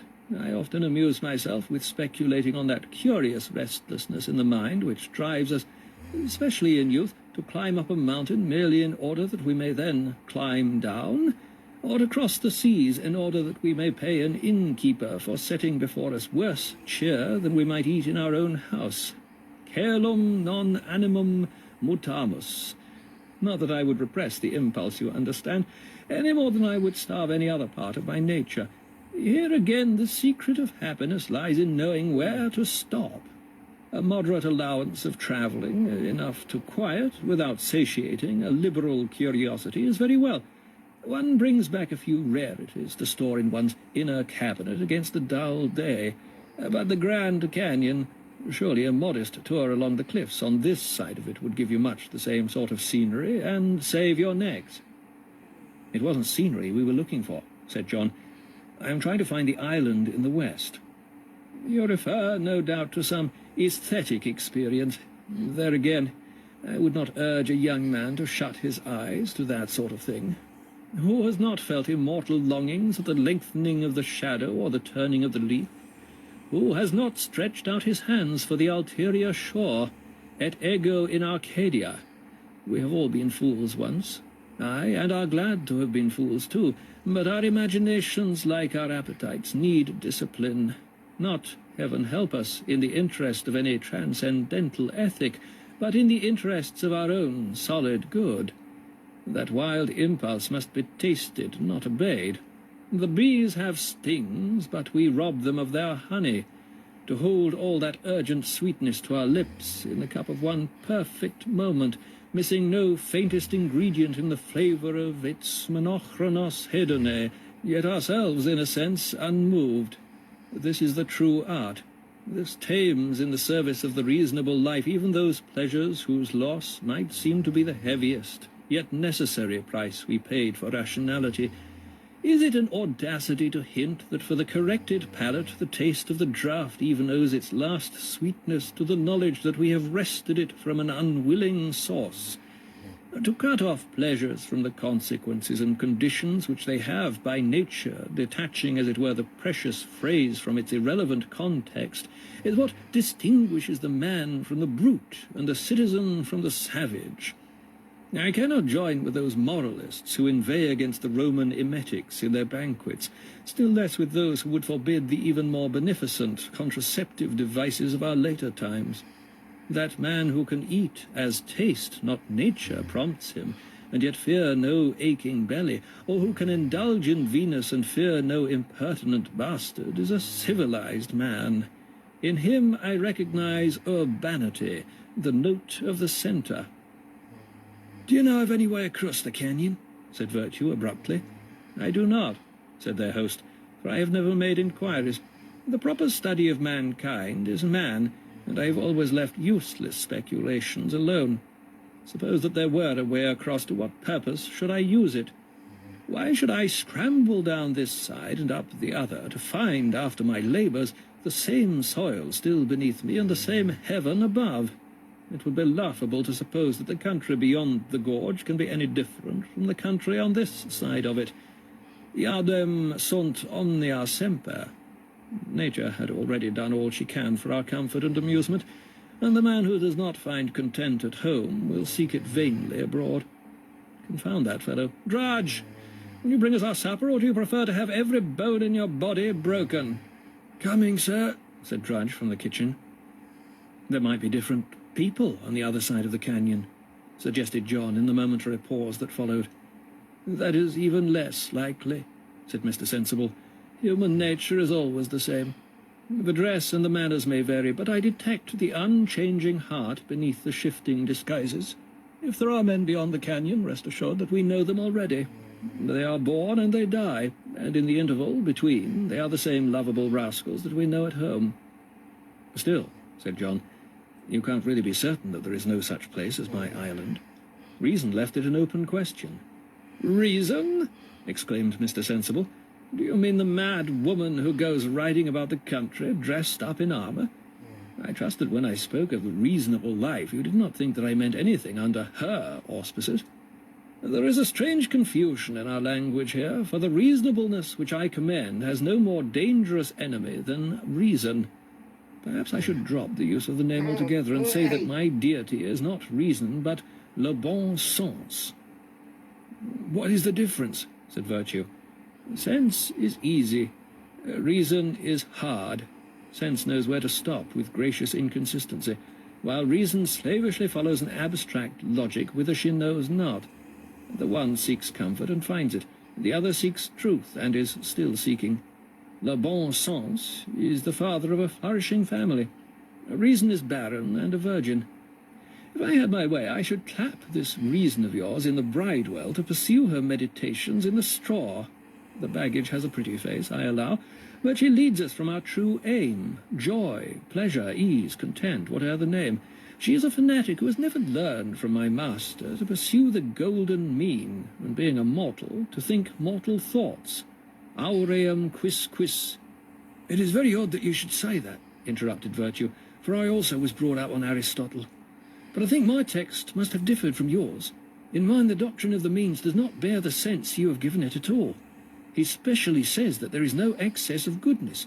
You cannot go too far in the right direction. The line that we should follow may start from a middle point in the base of a triangle, but the further off the apex is, the better. In that dimension—" "Do manus," broke out Mr. Sensible. "Spare us the rest, young man. We are not at a lecture, and I readily admit that your scholarship is more recent than mine. Philosophy should be our mistress, not our master, and the pursuit of a pedantic accuracy amidst the freedom of our social pleasures is as unwelcome as—" "And the bit about thinking mortal thoughts," continued Virtue, whose social experience, as I dreamed, was not extensive. "The bit about mortal thoughts was quoted by Aristotle to say that he disagreed with it. He held that the end of mortal life was to put on immortality as much as might be, and he also said that the most useless of studies was the noblest." "I see you are letter perfect, young man," said Mr. Sensible, with a rather chilly smile. "And I am sure these pieces of information, if repeated to your teachers, would win the applause they deserve. Here, if you will forgive me, they are a little out of place." A gentleman's knowledge of the ancient authors is not that of a pedant, and I think you have misunderstood the place which philosophy ought to hold in the reasonable life. We do not memorize systems. What system can stand? What system does not leave us with the old refrain, que sais-je?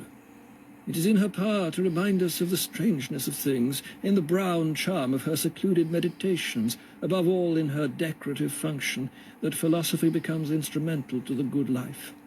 We go to the porch and the academy to be spectators, not partisans. Drudge! Dinner is served, sir, said Drudge, appearing at the door. Then I dreamed that they went into the dining room, and so to table. 5. Table talk. The cowslip wine came with the oysters. It was a little rough, as the old gentleman had prophesied, and the glasses were so very small that virtue drained his at once. John was afraid that there might be no more to come, and therefore dallied over his, partly because he feared that he might put his host out of countenance, and partly because he disliked the taste. But his precautions were needless, for with the soup came sherry. "Dabibus mensas honorabat inemptus," said Mr. Sensible. "I hope that this wild garden vintage is not unpleasing to an unspoiled palate." "You don't mean to say that you have vines?" exclaimed John. "I was referring to the cowslip wine," said Mr. Sensible. "I hope to have some good vines soon, but at present I still rely a little on my neighbours. Is this our own sherry, Drudge?" "No, sir," said Drudge. "This is that lot that Mr. Broad sent." "Halibut," said John.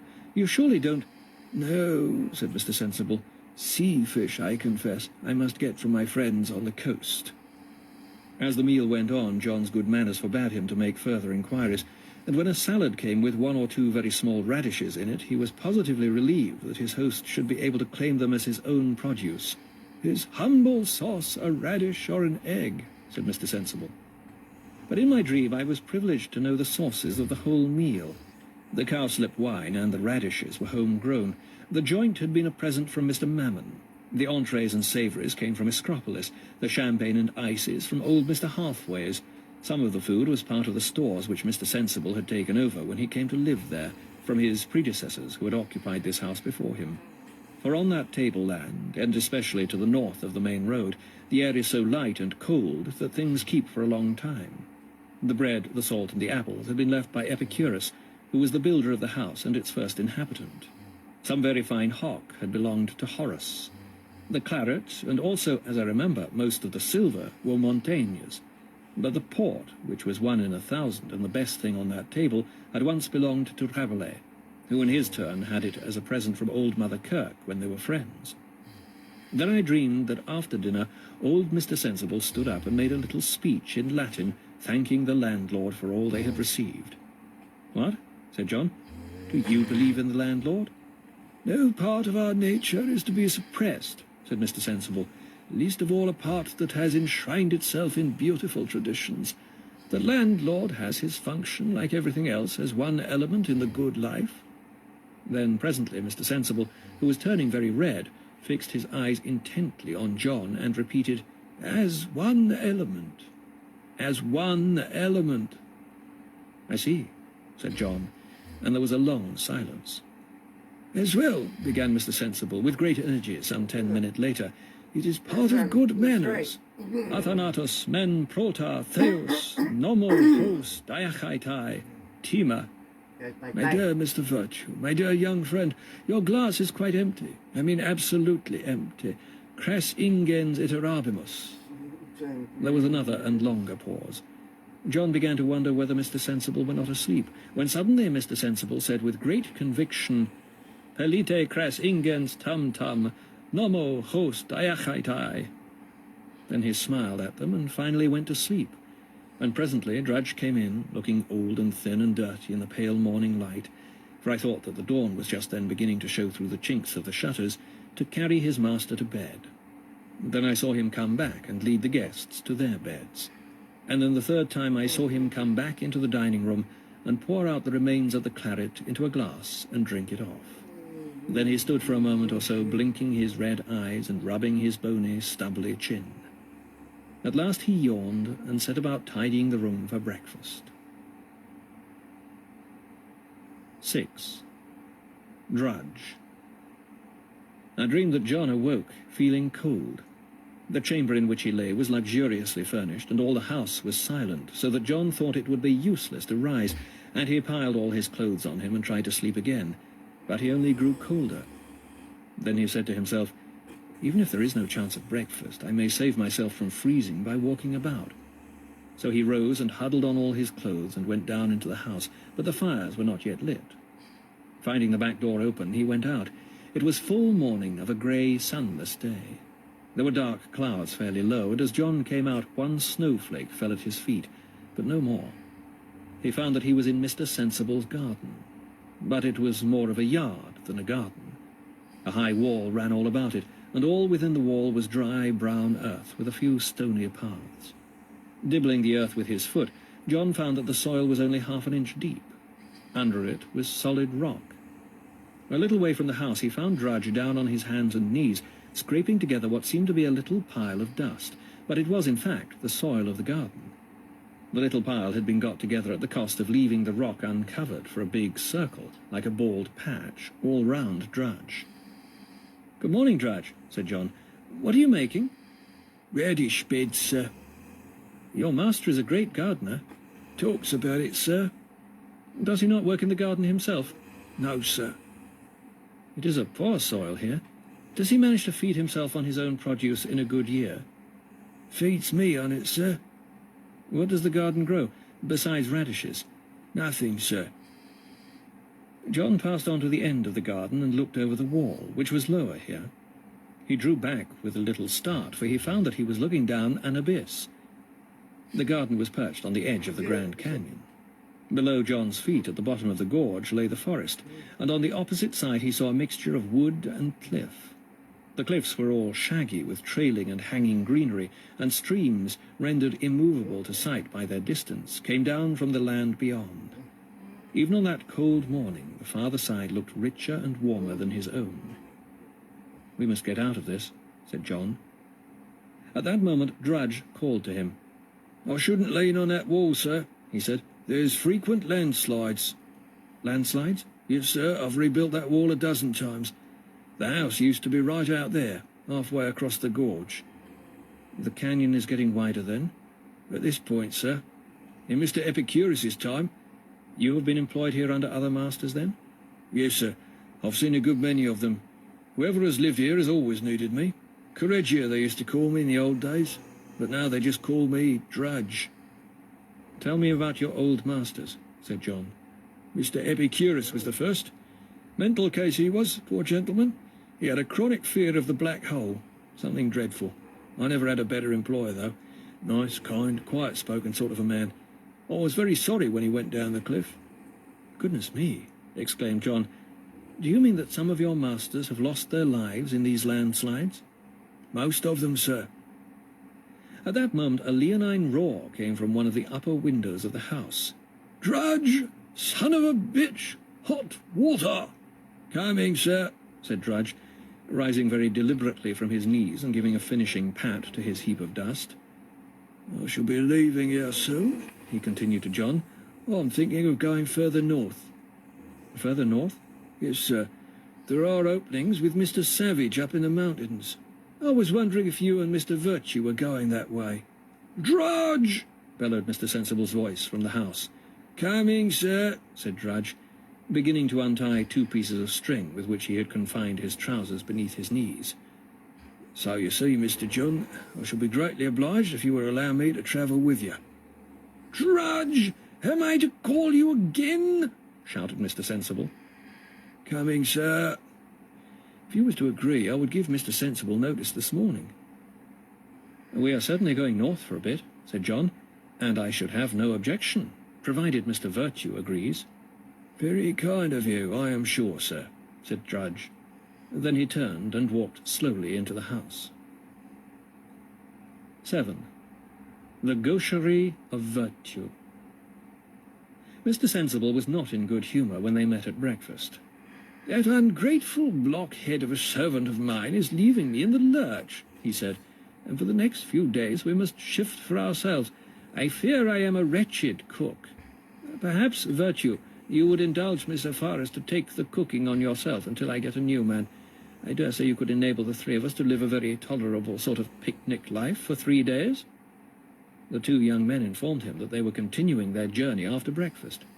"This," said Mr. Sensible, "is getting really serious. Do you mean to say that you are going to desert me?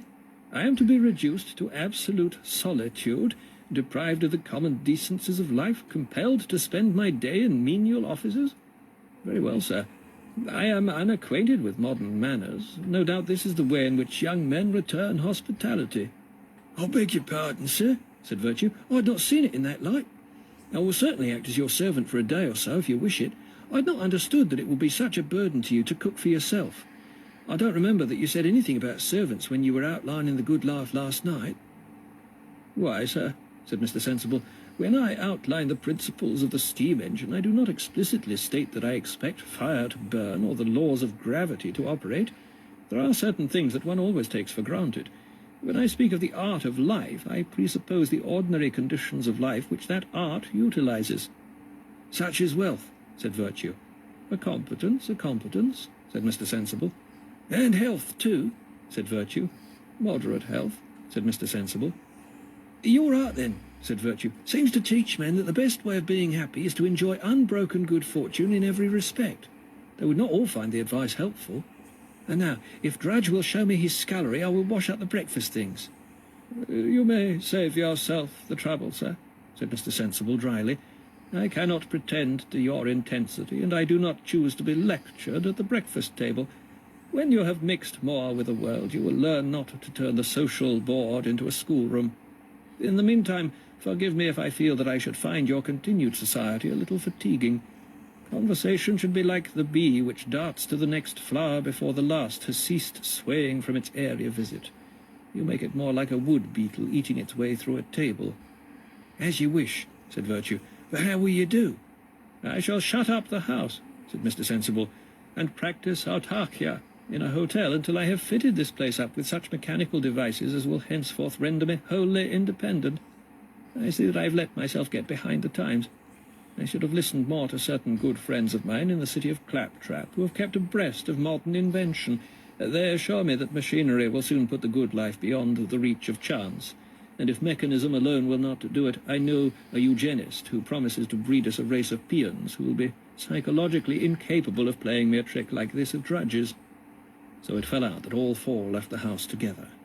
Mr. Sensible was astonished to find that Drudge, who parted from his employer very civilly, was accompanying the young man. He only shrugged his shoulders, however, and said, "Vive la bagatelle! You have stayed in my house, which is called Thelema, and its motto is, 'Do what you will.' So many men, so many minds. I hope I can tolerate anything except intolerance." Then he went his way, and they saw him no more. Book 6. Northward Along the Canyon. For being unlike the magnanimous man, they yet ape him, and that in such particulars as they can. Aristotle. Much of the soul they talk, but all awry, and in themselves seek virtue. Milton. I do not admire the excess of some one virtue, unless I am shown at the same time the excess of the opposite virtue. A man does not prove his greatness by standing at an extremity, but by touching both extremities at once, and filling all that lies between them. Pascal. Contempt is a well-recognized defensive reaction. I.A. Richards. 1. First steps to the north. "It is of no use keeping to the road," said Virtue. "We must explore the cliff edge as we go along and make trial descents from point to point." "Begging your pardon, sir," said Drudge. "I know these parts very well, and there is no way down, at least within 30 miles. You'll miss nothing by keeping to the road for today, at any rate." "How do you know?" asked Virtue. "Have you ever tried?" "Oh, bless you, yes," said Drudge. "I've often tried to get across the canyon when I was a youngster." "Clearly we had better follow the road," said John. "I do not feel quite satisfied," said Virtue, "but we can always take the cliffs on the way back. I have an idea that if there is a way down, it will be at the extreme north where this gorge opens on the sea, or failing everything, we might manipulate the mouth of the gorge by boat. In the meantime, I dare say we might do worse than press on by road." "I quite agree," said John. Then I saw the three set forward on a more desolate march than I had yet beheld. On every side of them the tableland seemed perfectly flat, but their muscles and lungs soon told them that there was a slight but continuous rise. There was little vegetation, here a shrub and there some grass, but the most of it was brown earth and moss and rock, and the road beneath them was stone. The grey sky was never broken, and I do not remember that they saw a single bird, and it was so bleak that if they stopped at any time to rest, the sweat grew cold on them instantly. Virtue never abated his pace, and Drudge kept even with him, though always a respectful yard behind. But I saw that John grew footsore and began to lag. For some hours he was always inventing pretexts to stop, and finally he said, "Friends, it is no use. I can go no further." "But you must," said Virtue. "The young gentleman is soft, sir, very soft," said Drudge. "He is not used to this sort of thing. We'll have to help him along." So they took him, one by each arm, and helped him along for a few hours. They found nothing to eat or drink in the waste. Towards evening they heard a desolate voice crying, "Maui! Maui!" and looked up, and there was a seagull hanging in the currents of the wind as though it sauntered an invisible stare towards the low rain clouds. "Good!" cried Virtue. "We are nearing the coast." "It's a good step yet, sir," said Drudge. "These gulls come 40 miles inland and more in bad weather." Then they plodded on for many more miles, and the sky began to turn from sunless grey to starless black. And they looked and saw a little shanty by the roadside, and there they knocked on the door. 2. 3 pale men. When they were let in, they found 3 young men, all very thin and pale, seated by a stove under the low roof of the hut. There was some sacking on a bench along one wall, and little comfort else. "You will fare badly here," said one of the 3 men, "but I am a steward, and it is my duty according to my office to share my supper with you. You may come in." His name was Mr. Neo-Angular. "I am sorry that my convictions do not allow me to repeat my friend's offer," said one of the others, "but I have had to abandon the humanitarian and egalitarian fallacies." His name was Mr. Neo-Classical. "I hope," said the third, "that your wanderings in lonely places do not mean that you have any of the romantic virus still in your blood." His name was Mr. Humanist. John was too tired, and Drudge too respectful to reply, but Virtue said to Mr. Neo-Angular, "You are very kind. You are saving our lives." "I am not kind at all," said Mr. Neo-Angular with some warmth. "I am doing my duty. My ethics are based on dogma, not on feeling." "I understand you very well," said Virtue. "May I shake hands with you?" "Can it be," said the other, "that you are one of us? You are a Catholic, a scholastic?" "Oh, no, nothing about that," said Virtue, "but I know that the rule is to be obeyed, because it is a rule, and not because it appeals to my feelings at the moment." "I see you are not one of us," said Angular, "and you are undoubtedly damned. Virtutes paganorum splendida vitia. Now let us eat." Then I dreamed that the 3 pale men produced 3 tins of bully beef and 6 biscuits, and Angular shared his with the guests. There was very little for each, and I thought that the best share fell to John and Drudge, for Virtue and the young steward entered into a kind of rivalry who should leave most for the others. "Our fare is simple," said Mr. Neo-Classical, "and perhaps unwelcome to palates that have been reared on the kickshaw's of lower countries. But you see the perfection of form. This beef is a perfect cube, this biscuit a true square." "You will admit," said Mr. Humanist, "that at least our meal is quite free from any lingering flavour of the old romantic sauces." "Quite free," said John, staring at the empty tin. "It's better than radishes, sir," said Drudge. "Do you live here, gentlemen?" said Virtue, when the empty tins had been removed. "We do," said Mr. Humanist. "We are founding a new community. At present we suffer the hardships of pioneers and have to import our food. But when we have brought the country under cultivation, we shall have plenty, as much plenty as is needed for the practice of temperance." "You interest me exceedingly," said Virtue. "What are the principles of this community?" Catholicism, humanism, classicism, said all three. Catholicism? Then you are all stewards? Certainly not, said classical and humanist. At least you all believe in the landlord. I have no interest in the question, said classical. And I, said humanist, know perfectly well that the landlord is a fable. And I, said Angular, know perfectly well that he is a fact. This is very surprising, said Virtue. I do not see how you have come together, or what your common principles can possibly be.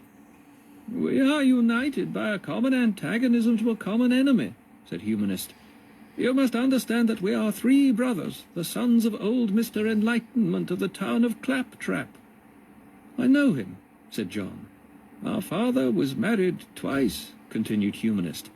Once to a lady named Epicaricacia, and afterwards to Euphuria. By his first wife he had a son called Sigmund, who is thus our step-brother. I know him too, said John. We are the children of his second marriage, said Humanist. Then, cried Virtue, we are related, if you care to acknowledge the kinship. You have probably heard that Euphuria had a child before she married your father. I was that child, though I confess that I never discovered who my father was, and enemies have hinted that I'm a bastard.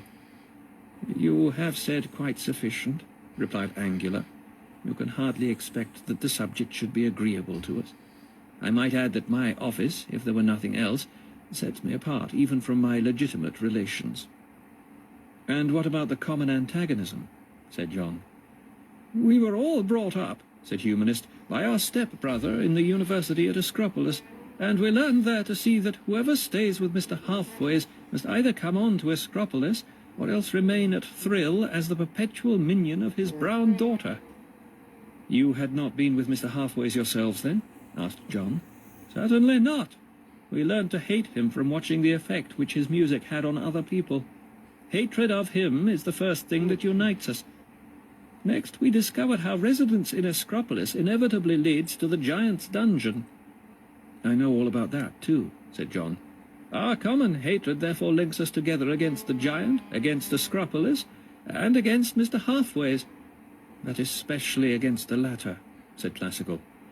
I should rather say, remarked Angular, against half-measures and compromises of all sorts, against any pretense that there is any kind of goodness or decency, any even tolerable temporary resting place on this side of the Grand Canyon. And that, said Classical, is why Angular is for me in one sense the enemy, but in another the friend. I cannot agree with his notions about the other side of the canyon, but just because he relegates his delusions to the other side, he is free to agree with me about this side, and to be an implacable exposer, like myself, of all attempts to foist upon us any transcendental, romantical, optimistic trash. My own feeling, said Humanist, is rather that Angular is with me in guarding against any confusion of the levels of experience. He canalizes all the mystical nonsense, the Sehnsucht and Wanderlust and Nympholepsy, and transfers them to the far side. That prevents their drifting about on this side and hindering our real function. It leaves us free to establish a really tolerable and even comfortable civilization here on the plateau, a culture based alike on those truths which Mr. Sensible acknowledges and on those which the giant reveals, but throwing over both alike a graceful veil of illusion. And that way we shall remain human. We shall not become beasts with the giant, nor abortive angels with Mr. Halfways. The young gentleman is asleep, sir, said Drudge. And indeed John had sunk down some time ago. You must excuse him, said Virtue. He found the road long today. Then I saw that all 6 men lay down together in the sacking. The night was far colder than the night they passed in Mr. Sensible's house. But as there was here no pretence of comfort, and they lay huddled together in the narrow hut, John slept warmer here than at Thelema. 3. Neo-Angular. When they rose in the morning, John was so footsore and his limbs ached so that he knew not how to continue his journey. Drudge assured them that the coast could not now be very far. He thought that Virtue could reach it and return in a day, and that John might await him in the hut. As for John himself, he was loath to burden hosts who lived in such apparent poverty.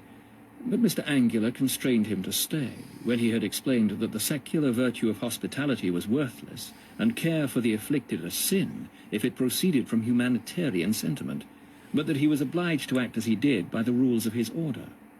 So in my dream I saw Drudge and Virtue set out northwards alone, while John remained with the 3 pale men. In the forenoon he had a conversation with Angular. "You believe, then," said John, "that there is a way across the canyon?" "I know there is. If you will let me take you to Mother Kirk, she will carry you over in a moment. And yet I'm not sure that I'm not sailing under false colors. When I set out from home, crossing the canyon was never in my thoughts, still less was Mother Kirk." "It does not matter in the least what was in your thoughts." "It does to me. You see, my only motive for crossing is the hope that something I'm looking for may be on the other side."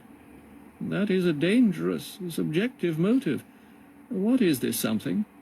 "I saw an island." "Then you must forget it as soon as you can. Islands are the Hathaway's concern.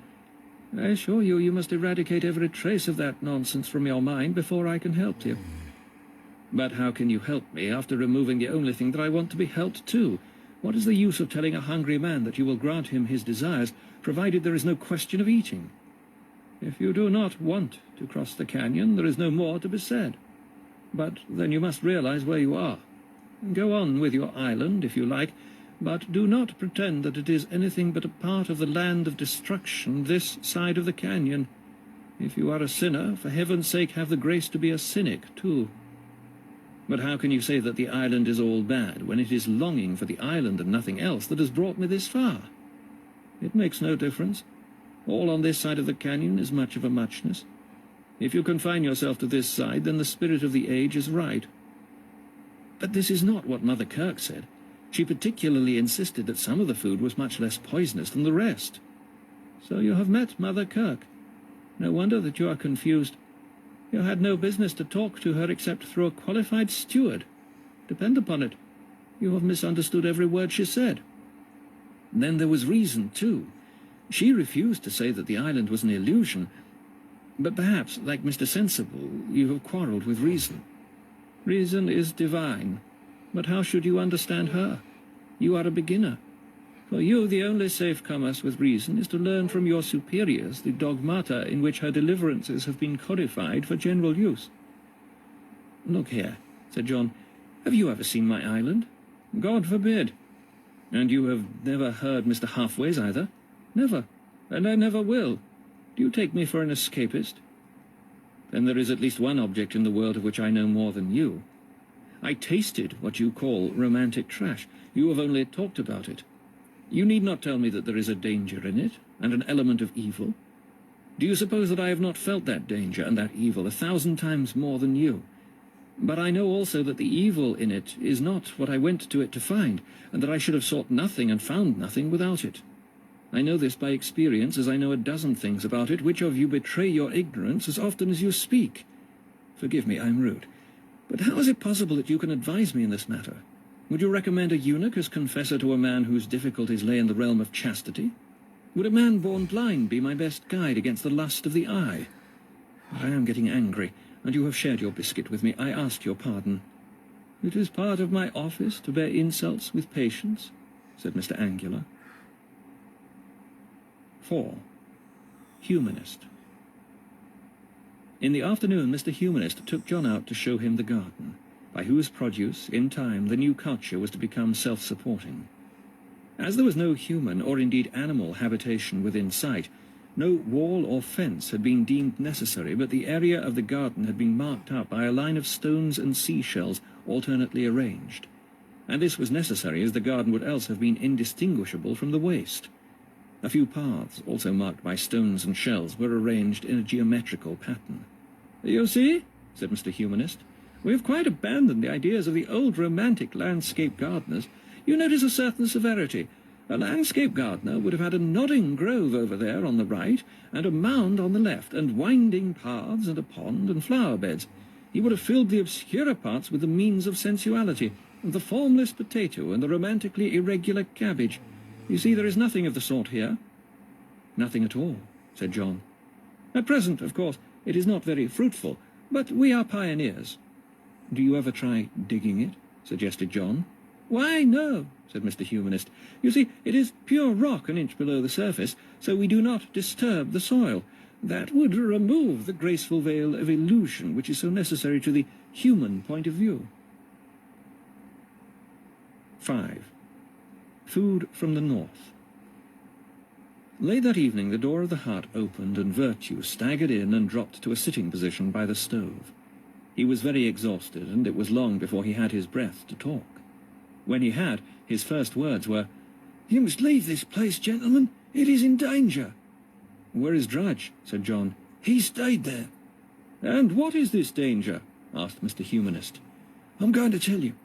By the by, there's no way over the gorge northward." "We have been on a fool's errand, then," said John, "ever since we left the main road." "Except that now we know," replied Virtue. "But I must eat before I can tell my story. Tonight I'm able to return our friend's hospitality." And with that he produced from various parts of his clothing the remains of a handsome cold pie, 2 bottles of strong beer, and a little flask of rum. For some time there was silence in the hut, and when the meal was finished and a little water had been boiled, so that each had a glass of hot grog, Virtue began his story. 6. Furthest north. "It is all like this as far as the mountains, about 15 miles, and there is nothing to tell of our journey except rock and moss and a few gulls. The mountains are frightful as you approach them, but the road runs up to a pass, and we had not much difficulty. Beyond the pass you get into a little rocky valley, and it was here that we first found any signs of habitation. The valley is a regular warren of caves inhabited by dwarfs. There are several species of them, I gather, though I only distinguish 2. A black kind with black shirts and a red kind who call themselves Marks-a-Many. They're all very fierce and apparently quarrel a good deal, but they all acknowledge some kind of vassalage to this man Savage. At least they made no difficulty in letting me through when they heard that I wanted to see him, beyond insisting on giving me a guard. It was there I lost Drudge. He said he had come to join the Red Dwarfs and would I mind going on alone. He was just the same up to the end, civil as ever, but he was down one of their burrows, and apparently quite at home before I could get in a word. Then my dwarfs took me on. I didn't care for the arrangements much. They were not men, you know, not dwarf men, but red dwarfs, trolls. They could talk, and they walk on 2 legs, but the structure must be quite different from ours. I felt all the time that if they killed me it wouldn't be murder, any more than if a crocodile or a gorilla killed me.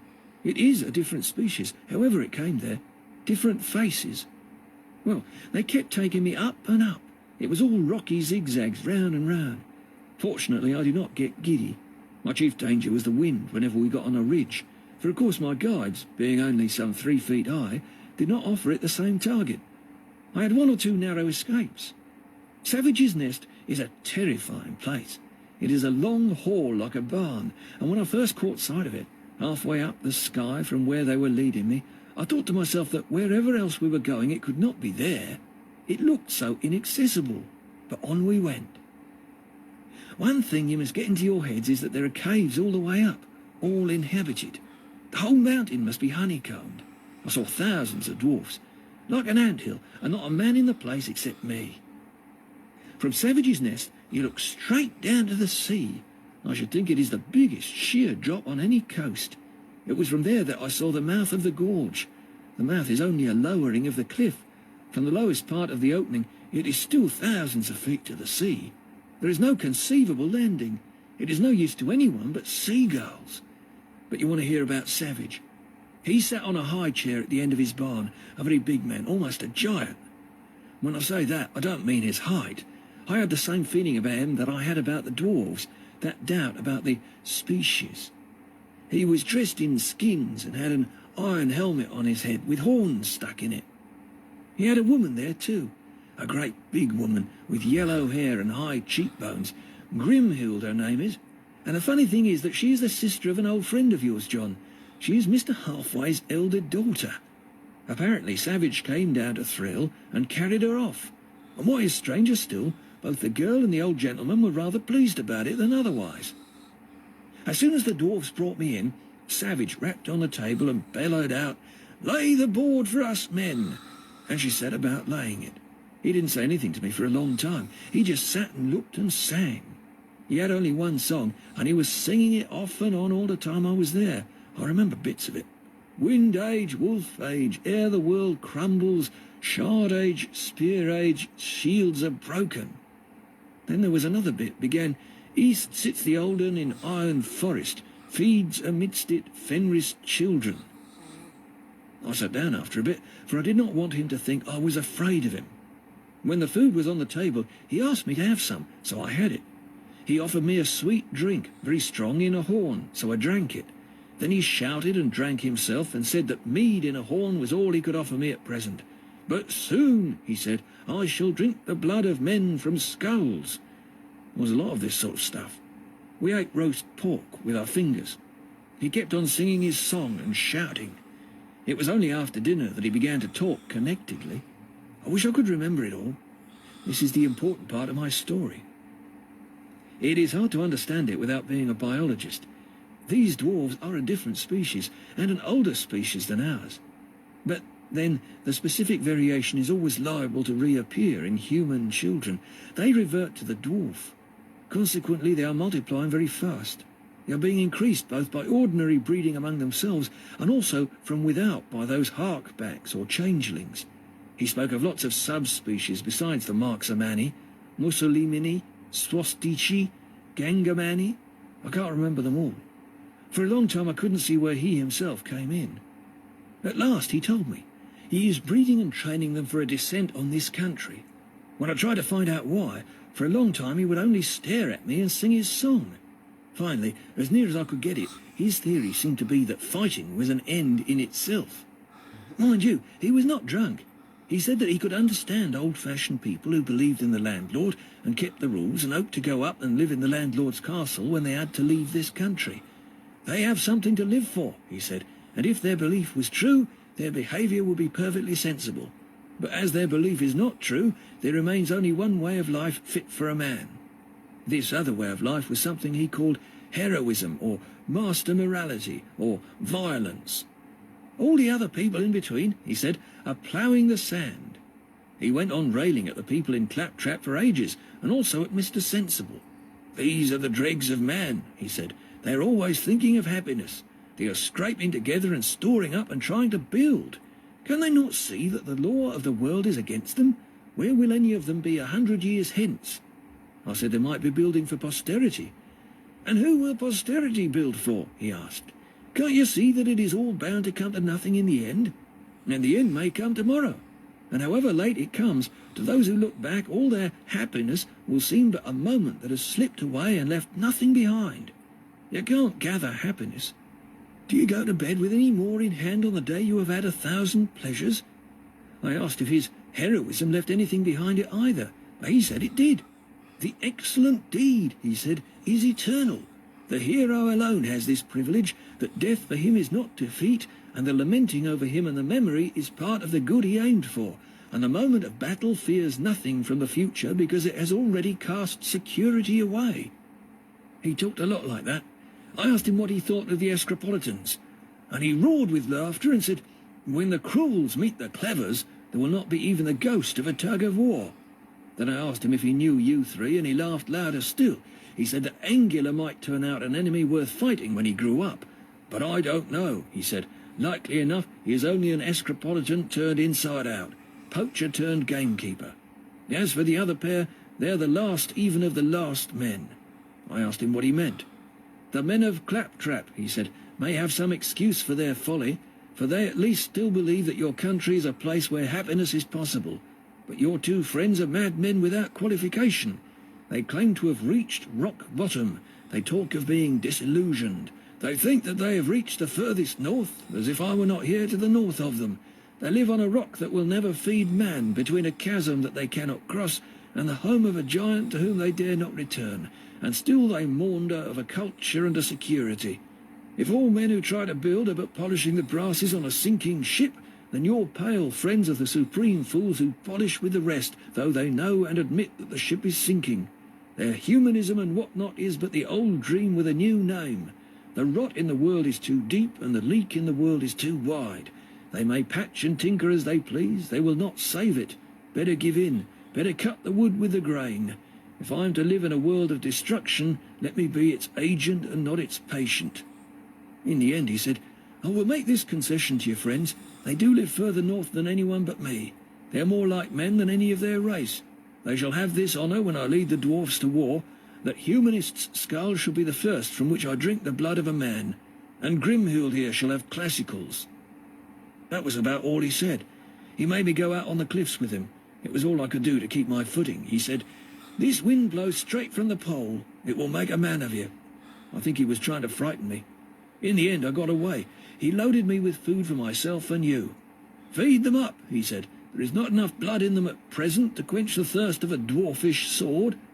Then I came away, and I am very tired. 7. Fool's Paradise. I should like to meet this savage, said Angula. He seems to be a very clear-headed man. I don't know about that, said Humanist. He and his dwarfs seem to me to be just the thing I am fighting against. The logical conclusion of Escropolis against which I raised the banner of humanism. All the wild atavistic emotions which old Halfways sets free under false pretences. I'm not at all surprised that he likes a Valkyrie for a daughter, and which young Halfways unmasks, but cherishes when he has unmasked them. Where can they end but in a complete abandonment of the human? I am glad to hear of him. He shows how necessary I am. I agree, said John in great excitement. But how are you going to fight? Where are your troops? Where is your base of supplies? You can't feed an army on a garden of stones and seashells. It is intelligence that counts, said Humanist. It moves nothing, said John. You see that savage is scalding hot, and you are cold. You must get heat to rival his heat.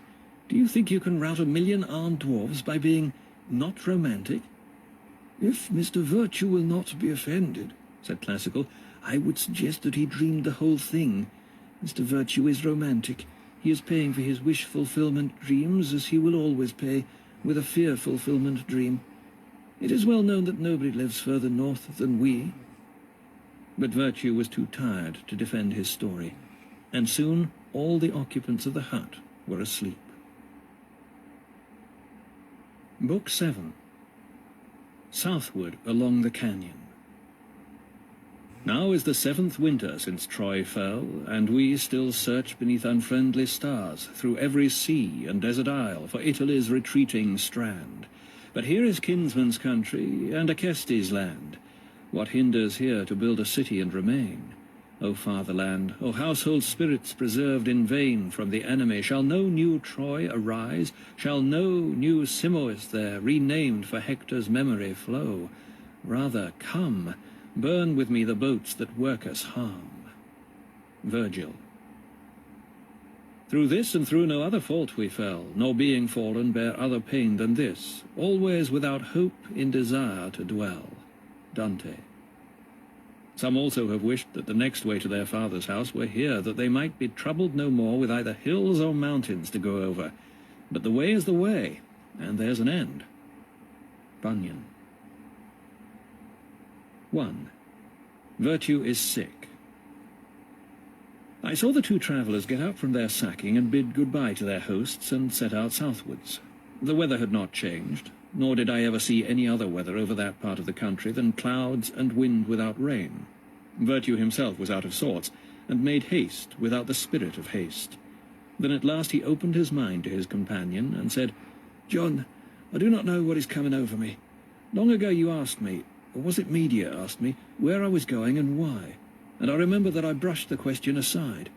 At that time it seemed to me so much more important to keep my rules and do my 30 miles a day, but I'm beginning to find that it will not do.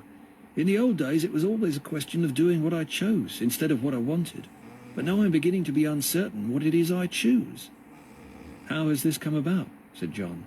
Do you know that I nearly decided to stay with Savage? With Savage? It sounds like raving, but think it over. Supposing there is no landlord, no mountains in the east, no island in the west, nothing but this country.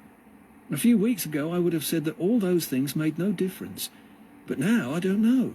It is quite clear that all the ordinary ways of living in this country lead to something which I certainly do not choose. I know that, even if I don't know what I do choose. I know that I don't want to be a halfways, or a clever, or a sensible. Then there is the life I've been leading myself, marching on I don't know where. I can't see that there is any other good in it except the mere fact of imposing my will on my inclinations, and that seems to be good training. But training for what? Suppose, after all, it was training for battle. Is it so absurd to think that that might be the thing we were born for?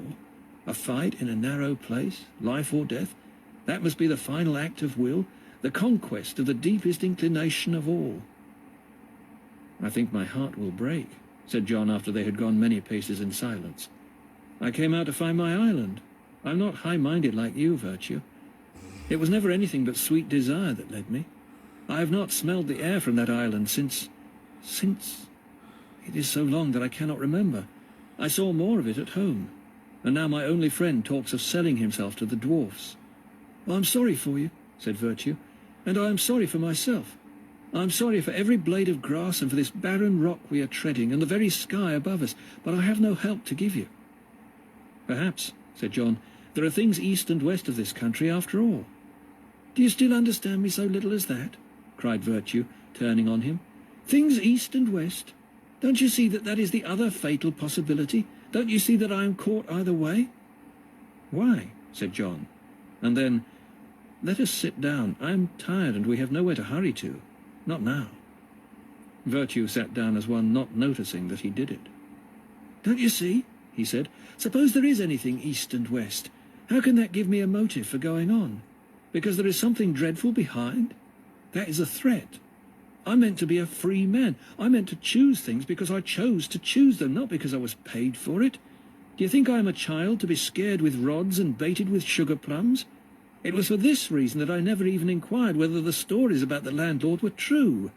I saw that his castle and his black hole were there to corrupt my will and kill my freedom. If it was true, it was a truth an honest man must not know." Evening darkened on the tableland, and they sat for a long time, immovable. "I believe that I am mad," said Virtue presently. "The world cannot be as it seems to me.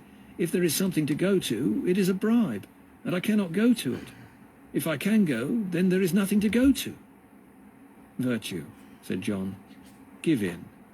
For once yield to desire. Have done with your choosing. Want something." "I cannot," said Virtue. "I must choose because I choose because I choose." That's right, dog. And it goes on forever. And in the whole world I cannot find a reason for rising from this stone. Is it not reason enough that the cold will presently kill us here? It had grown quite dark, and Virtue made no reply. "Virtue," said John, and then suddenly again in a louder voice, frightened, "Virtue!" But there was no answer. He groped for his friend in the dark and touched the cold dust of the tableland. He rose on his hands and knees and groped all about, calling. But he was confused and could not even find again the place whence he had risen himself. He could not tell how often he might have groped over the same ground, or whether he was getting further and further from their resting place. He could not be still. It was too cold. So all that night he rummaged to and fro in the dark, calling out Virtue's name. And often it came into his head that Virtue had been all along one of the phantoms of a dream, and that he had followed a shade. 2.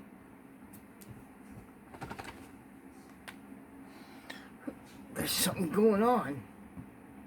I'll tell you that.